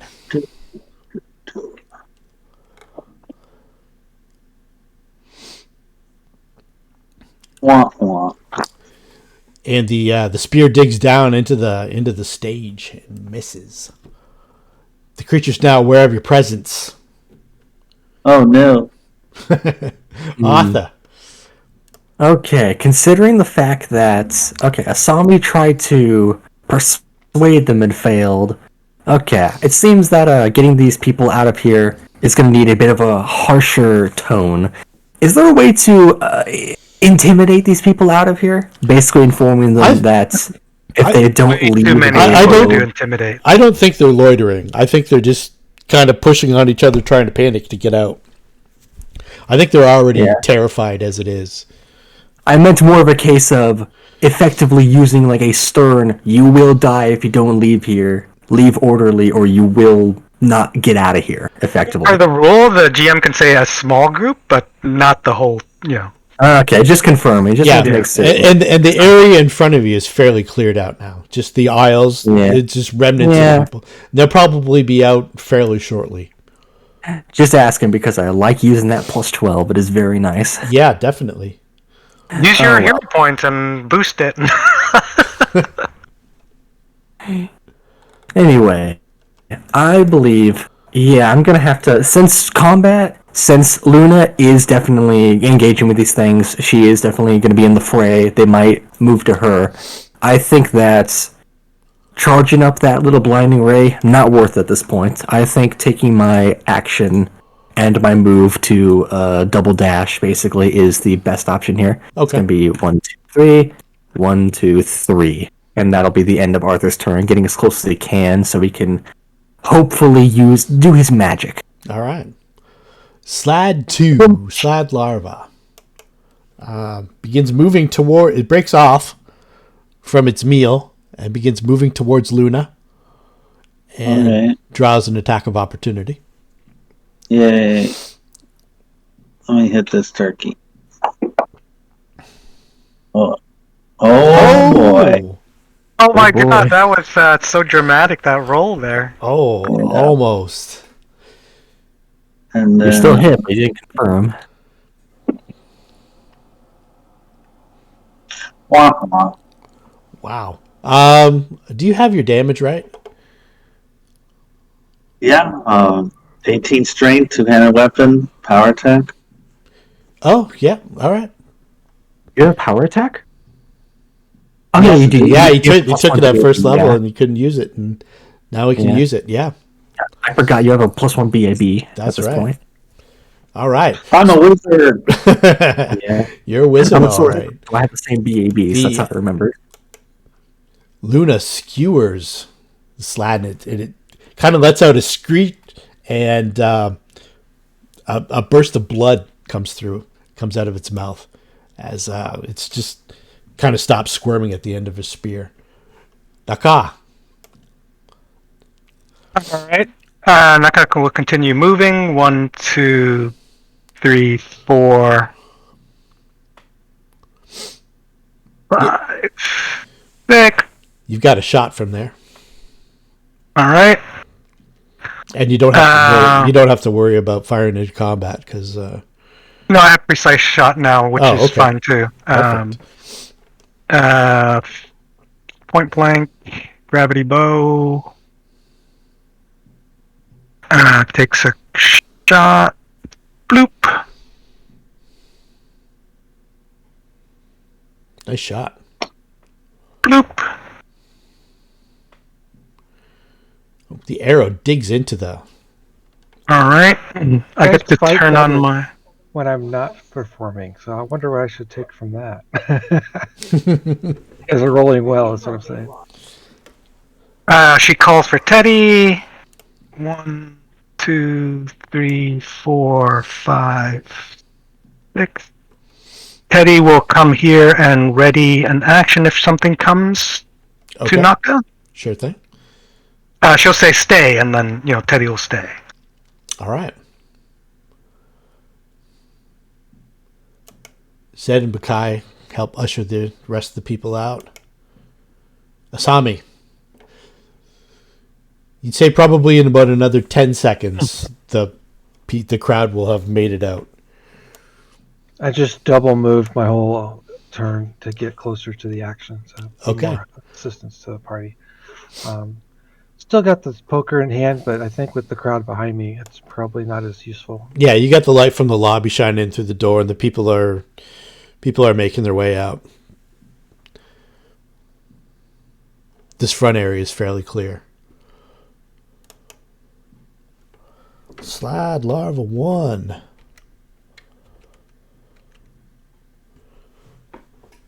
All right. Teddy will attack when it gets there. Yep. Teddy will take a claw action. I mean, a bite action. Okay. Nice.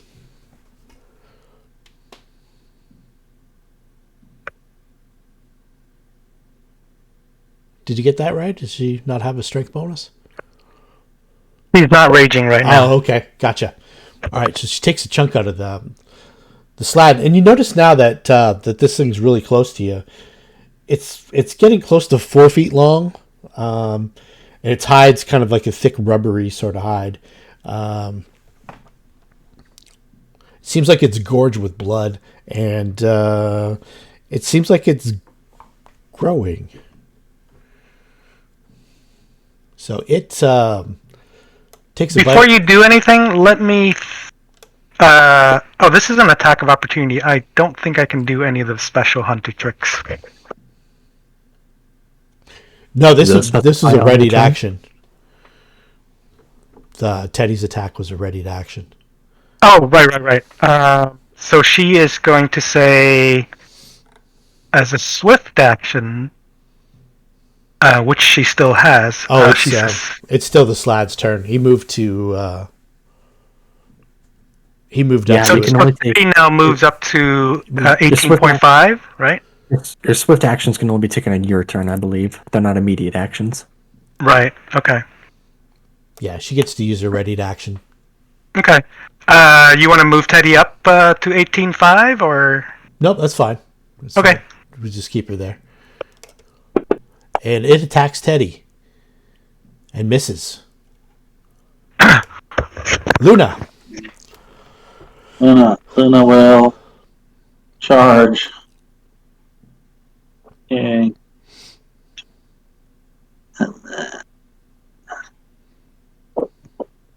ay. That would have hit Teddy actually, but since the last time she trained, her natural hide got better. Got tougher. Okay, so it clamps onto the side of her, but Teddy squirms free. Luna stabs down into the stage floor, just missing this creature as it's focused on Teddy at the moment. Arthur. But real quick, I was looked away. Did I miss a turn or? No, I think you did a double move. Teddy just okay, did a You did a move. ready in action. Yeah, Teddy had a readied action from last round. Go for it. Yeah, Arthur's going to climb over these final 2 benches, and I believe at this point he no longer has difficult terrain. No longer has difficult terrain. The stage is about 5 feet higher than where you are right now, just to kind of set the scene. Yeah, he's going to get himself closer. That slot, he's within range to cast a spell to that slot, but the thing is, does the slot have a mind, and is it worth casting the spell? It already seems so heavily damaged. It seems heavily damaged, it's bleeding, and it looks like it might still be in a different state than the one that actually burst out of the gourmand. Is it a ray? A ray? Yes. No, it would be a saving throw effect. Okay. Yeah, if it's mind affecting, you're not sure if this is like a fully formed. I don't know how much you know about insects. And I don't know. amphibians. However, the thing is, this would be a great opportunity to learn. I am going to go ahead and, just as an experiment to see if this thing does indeed have a mind, I am going to go ahead and bring forth one of my favorite spells, a good old cast fear. All If right. this thing is capable of feeling fear, then it needs to make me a will save. Let's make that roll. Well, it succeeds, it seems. Okay, so you're not sure, but it reacted to it ever so slightly. Kind of twitched a little bit when you cast that magic. Okay, that's a good sign. Can I tell that it made it save? Can I tell that it just resisted the effect, or am I uncertain as to how You think that the magic might not have as much of an effect on it in this state, but that it's capable of affecting a more fully formed creature like this. Okay. The magic probably has an effect. It's just that this creature, it didn't quite work. Like this creature might be forming into a humanoid type creature. I was more just wondering if a character would have an idea of like a saving throw, like someone just is able to mentally resist a spell of some type. I don't know if that's a thing people would understand in universe. Yeah, you noted a reaction, but not a complete fear reaction. But you noticed that the reaction or the magic had some sort of, it registered with this creature. Okay, that's a good sign. That does give me hope. I'm gonna end my turn with that because that was everything I had. All right, knock. Naka will step back 1 and take a shot.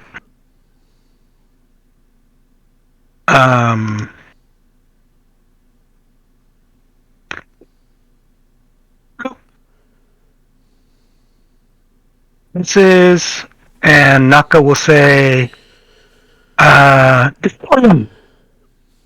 Alright, and then Teddy will rage.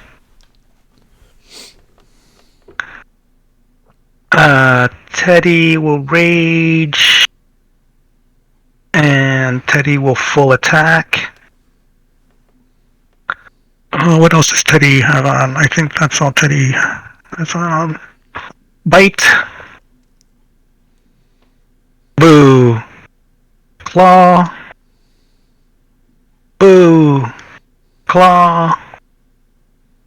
Boo! Oh, the first one was a narrow miss. Kind of bounced off the rubbery hide. So Teddy is looking at this thing, and Teddy is not really liking it. And No. It's wonking her out a little bit. This is kind of like a giant grub. So Teddy should be all over this, but maybe the alienness of its creature is kind of giving her pause. Okay, so the crowd's pretty much out now. Asami. Okay, gonna keep moving forward. So, 10. Now the next step forward is regular. Regular, terrain. yes. Okay. So 15, 20, 25, 30. That should put me reasonably where I can affect my allies. Now I'll use a standard action to begin the bardic performance so that y'all get bonuses. Hopefully this actually helps you. Yeah, feel free to click all the allies, even though Zed and Bakai aren't in the. Just if it's just easier for you. Yeah. Actually, they can hear you and see you, so it does affect them. And now I gotta. Where are you? Here you are. I'm used to there being a radius of things, but yeah, within sight and hearing. I think it's the flag at the top of the map. If you click target friendly units, that might work. Yeah, I think you got everybody. I clicked the wrong bardic performance, so I want to make sure it's the right one. Oh, okay. So let's see. And what she will for the performance, just they're just little worms. Smash them on the head. You guys got this. It's sort of like an oratory encouragement.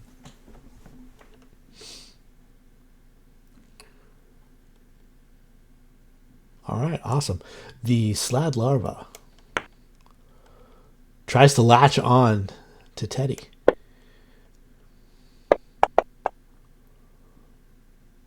Teddy jumps back out of the way. Luna. Miss Luna. Stab it. Stab it. I don't stab it.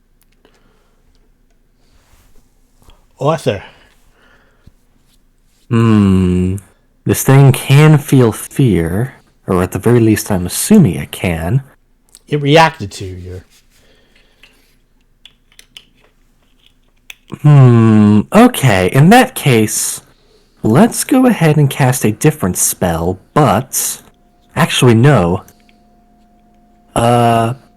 Those eyes I see protruding off of it, they seem like they're important to this creature. I'm going to go ahead and take a step. Can I step down here, step down here? Is that like a movement path I can take to do this? Yeah, that's like a low railing, probably about 4 feet high. Okay. That leads up to the stage. Okay, I'm going to do that. Get myself a little bit closer. That's 10 feet. Let's say 15, 20. Let's get 25. Let's get there. And now that I am... Wait, hold on. Wait, let's confirm that I am within... No, okay, I can't do that. There we go. That's better. You get there and Naka says, "Not too close to me." And Naka, you get a bit of a vibe off of Arthur as well at the same time. Kind of an unpleasant vibe. I'm going to actually have two effects happen. The first thing I'm going to do is I'm going to cast a spell that I'm sure everyone here is a fan of, a good old grease. Right onto that slot's space. Well, that's a bit of a... Oh no, it failed. Okay, good. I'm going to put it... Let me go ahead and put that little spot down. Yep. Draw a square. It doesn't really have legs, so it's kind of crawling on the ground. You're not sure that the grease would have much of an effect on... Like, it's almost like... I know that... I know that, but I'm thinking... it can... The way things slither is that they have traction on the ground. If it has no traction, it can't really move very well. Yeah, that might affect it, yeah. And alongside that, I'm going to use a feature that I've had since first level, never really used, I didn't have an opportunity. I'm going to use my Dreadful Wrath, which occurs whenever I take a full attack, cast a spell on a creature, or something else. It's a 20-foot radius, and if a creature fails a will save, they are... it escalates fear, so it would become shaken, I believe. Let me go ahead and find that effect. Okay. It is an extraordinary... I believe it's technically just an extraordinary morale effect, technically not a fear effect. Yep. Which is a bit Only weird. if it was fear to start with, right? No, shaken's the initial stages of fear. It's shaken, frightened, and then Panicked, panicked. So yeah. I'm going to go ahead and use my See if you Dreadful Wrath. It fails as the creature is currently shaken by me for 1 round. So that takes And effect. So The way dreadful wrath works is we're not putting prone on the creature, but we're affecting his movement with that grease. And, and shaken takes effect. I believe that if it succeeds, it can be affected by it future, but if it succeeds on the saving throw, it's immune for 24 hours. Okay. All right. So shaken for 1 round. Basically an extension of that unnatural aura that I have. Yeah. So the sensation that Nock feels is not unlike the sensation of stage fright. Obviously, in this situation, it's kind of appropriate.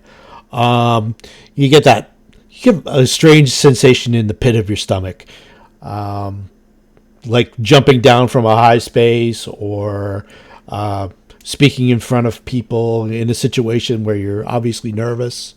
There's no manifestation effect of it, but you can feel something in your stomach. Says Naka? Are you describing this? Yeah. So No, continue, please. Does would Naka know that if there's a spell cast on her? Yeah, you would definitely. You've seen people react to Arthur's magic, and it's nothing like that. It's just a sensation that you probably don't experience very often. So it's like an aura of some sort? It's maybe got something to do with your own hang up as well.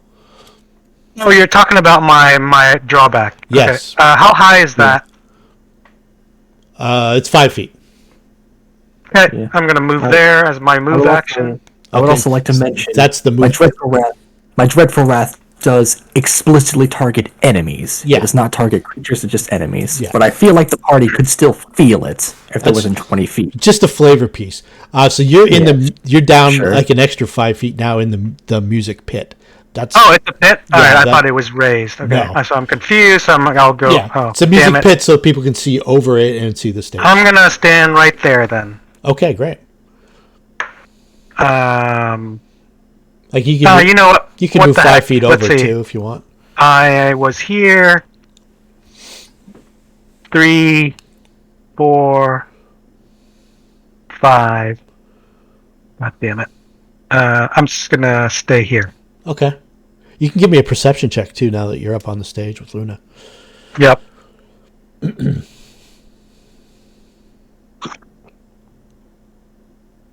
Okay, you can definitely see the slime trail go beneath the curtain, over behind the Gormon's body.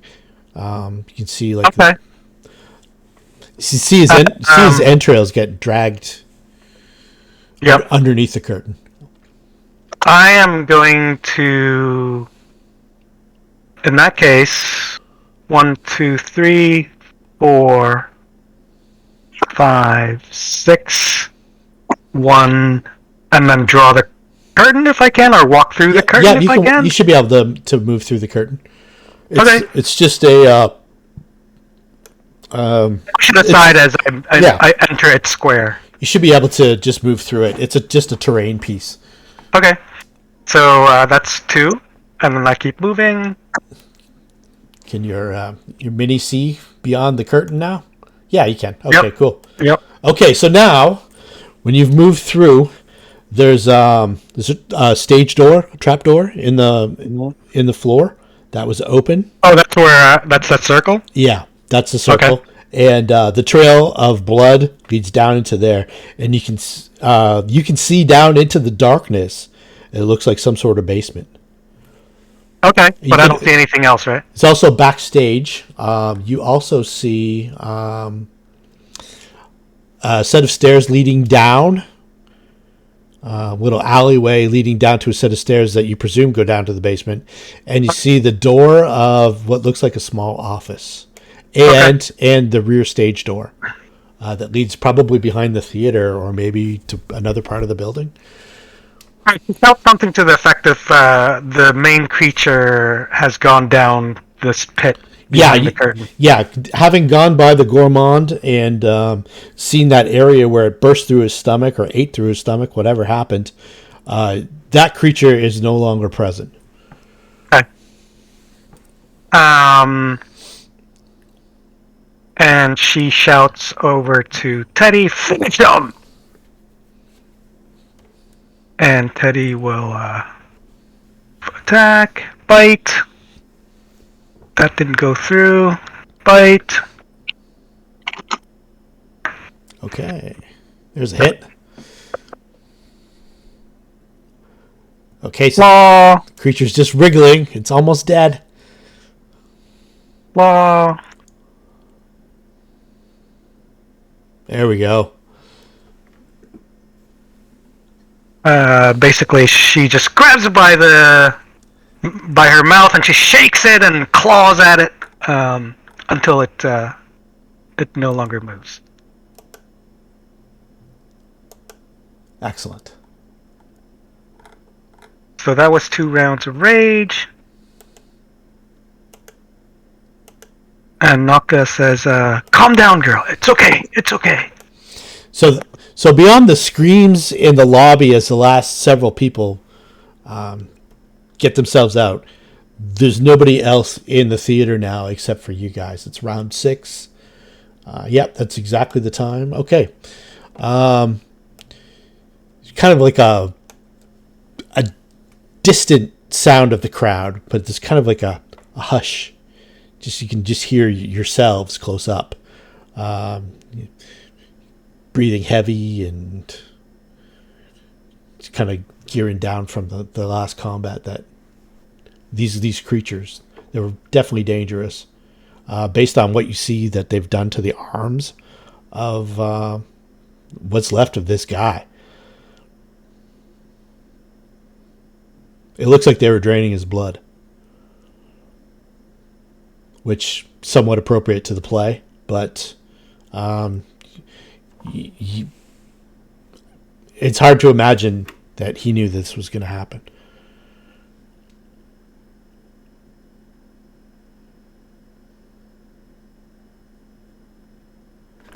Are we still in initiative? Or... No, we can go out of initiative. This rear door is open. Let's see here.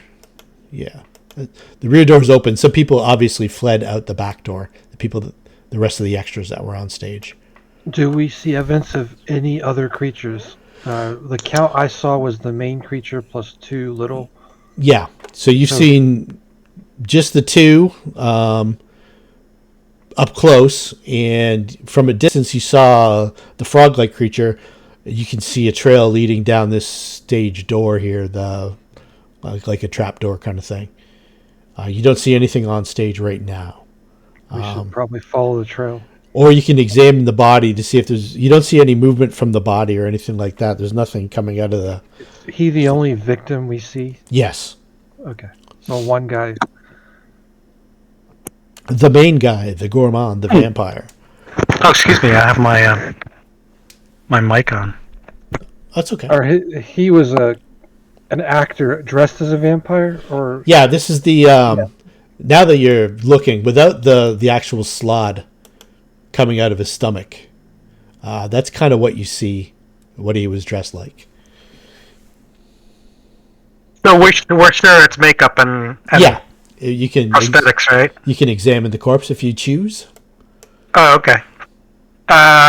Naka tells the party she'll keep an eye on this little hole here while you inspect the situation. Okay. Learn more before we move on. All right. So what I'll do is I've got a timer going on, so I'll kind of keep track of things, but we don't necessarily need to be in initiative.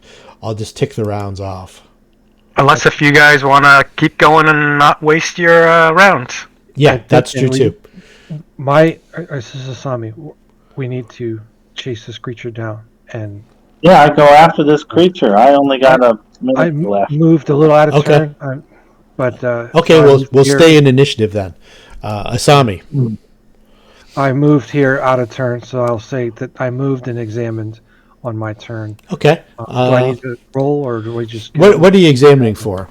I specifically asked if we saw evidence of any more than the creatures we were aware of, Okay. and it's the main creature and then the two smaller creatures. Okay. You And don't then see any if there were more. any other victims besides the main guy. And I think we got answers to all that, but it was sort of out of turn. Yeah, So that's okay. do I need to continue going, or is that? Yeah, you can find out something else too if you want. Like, you're a fairly practiced stage performer, so I would think somewhat decent. It was only level 2, but yeah. yeah, exactly. You're probably been on stage more than anybody else ever in this group. So if you have anything that you want to know about anything, feel free to ask. Well, right now the immediate concern is to chase down this monster. Okay. So yeah, I want to move as much as I'm allowed to towards the trapdoor. Okay. Sure.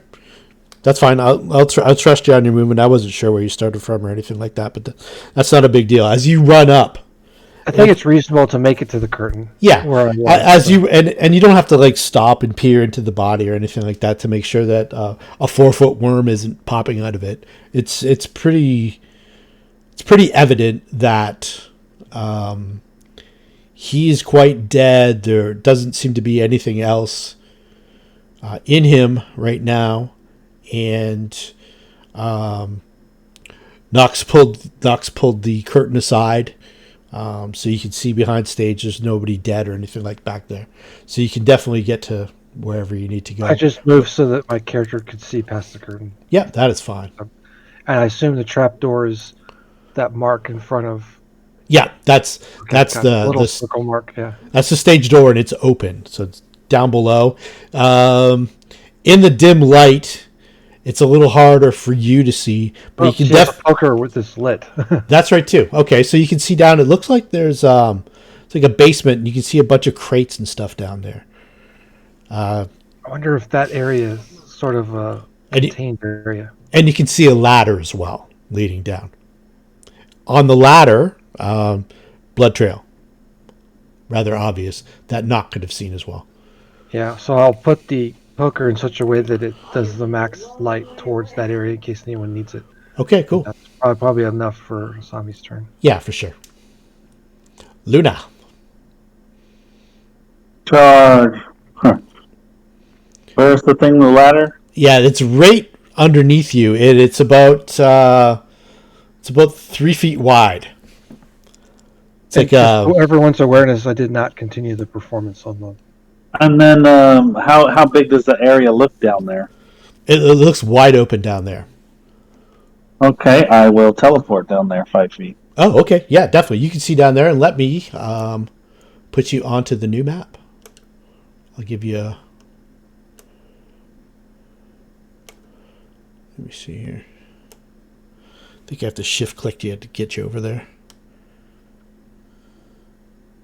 And I'll give you a description of the basement. All right.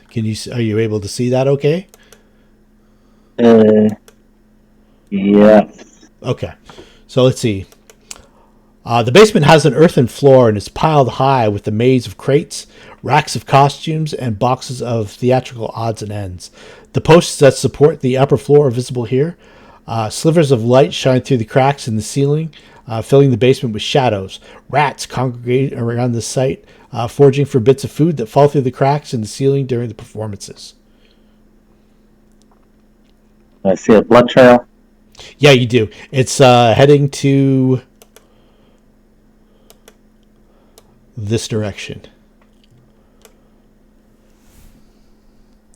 Okay.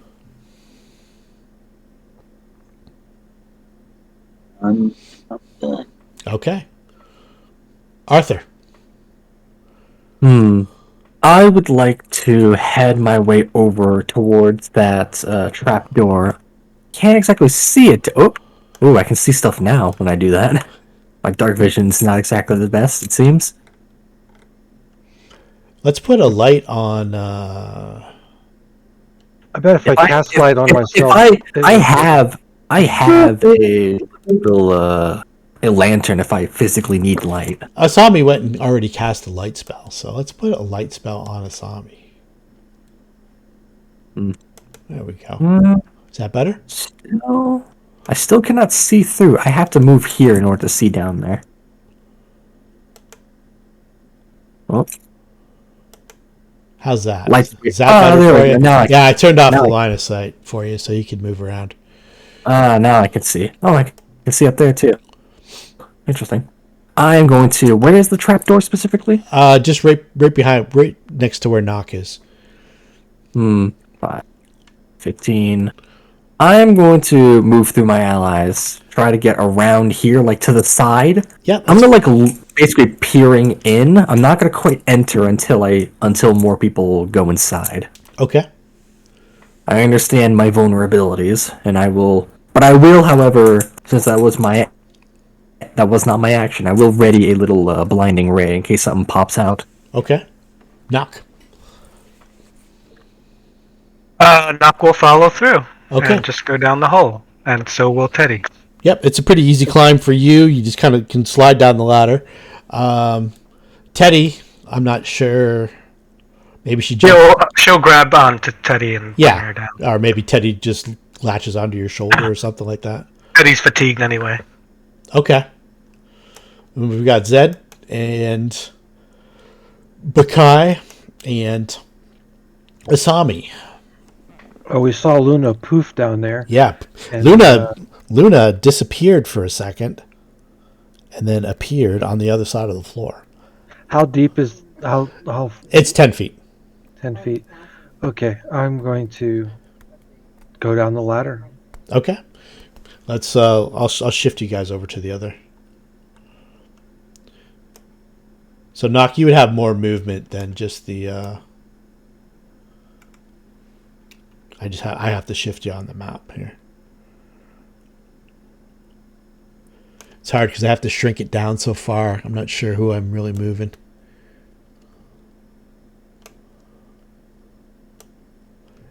My eyes. If I move the wrong person, you can shout at me. I think I got the right ones. And then where's Teddy? Is that Teddy there? Teddy's still on the other map. I gotcha. Yep. It's... All right.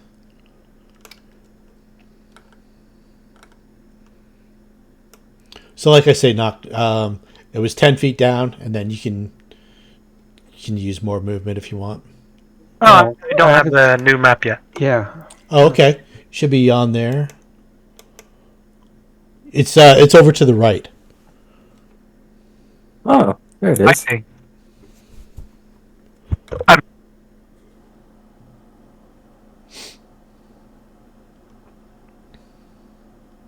How much more movement? Well, it cost you 10 feet of movement to get down. Okay. So go is it now? I thought it was mine, but if I missed my turn. Yeah, it's your turn as well. We're still on your turn. I moved you over. You said you went down, right? Is there a way to know? I mean, do I see Giant Luna or? Yeah, you see Giant Luna in the basement. I give you guys the basement description, everybody. And we saw I guess the arrow is the blood trail. Yeah, and Okay, I want to go in that direction. Yeah, Giant Luna's trying to move between the stacks of crates, and you're following Knock and Teddy. You just got down an instant before you kind of slide down the ladder. Everybody's pretty athletic and young, unlike me. I'd break a hip going down that ladder. So what we're going to do is I'm going to put a pin in it right here. And we'll let Zed join in next week for the remainder of this. Seeing as we're getting to 11 o'clock. Doesn't Arthur have a bad hip too? I'm just wizard mocking him. Because Arthur's clearly a nerd. I have 12 hit points. I have double digits. I don't know what you're talking about. Did Naka take a hit on this combat? No, this is the next day. No, this is a week later. Sorry. So let's get rid of a week later. Then I should have been cleared out. Yeah, then. you were definitely cleared out. And anybody, I think Bakai still had a little bit on her too. No, you okay. All right, so what we'll do is we'll put a pin in it there. No one's taking any hits. All right, cool. All right, good job, guys. Yeah, I would like to, before we forget, I would like to descend 10 feet down that ladder. Okay, yeah, I'll move I see I'm still to the left. We'll move everybody over. I'll even move Zed and Bakai over. So they've got it fairly clear. All right. Then we can all jump in here next week. Or in 2 All right. weeks. In 2 weeks. Thanks so much. Have a good week. Yes, you too. All right. Good night. It took us 14 days to find this cellar. That's actually in game days. They're only if you look at the calendar, we're only like a week into the actual game, so it's just barely into December. Mm-hmm. Oh, that does remind me. Since the session's over proper, I did have a question because For sure. I was thinking about it. Shoot. I'm the kind of person who, we have the hero point system. We're still doing that, correct? Yes, absolutely. And you get another hero point when you gain a level, so you should have 2. Yeah, and you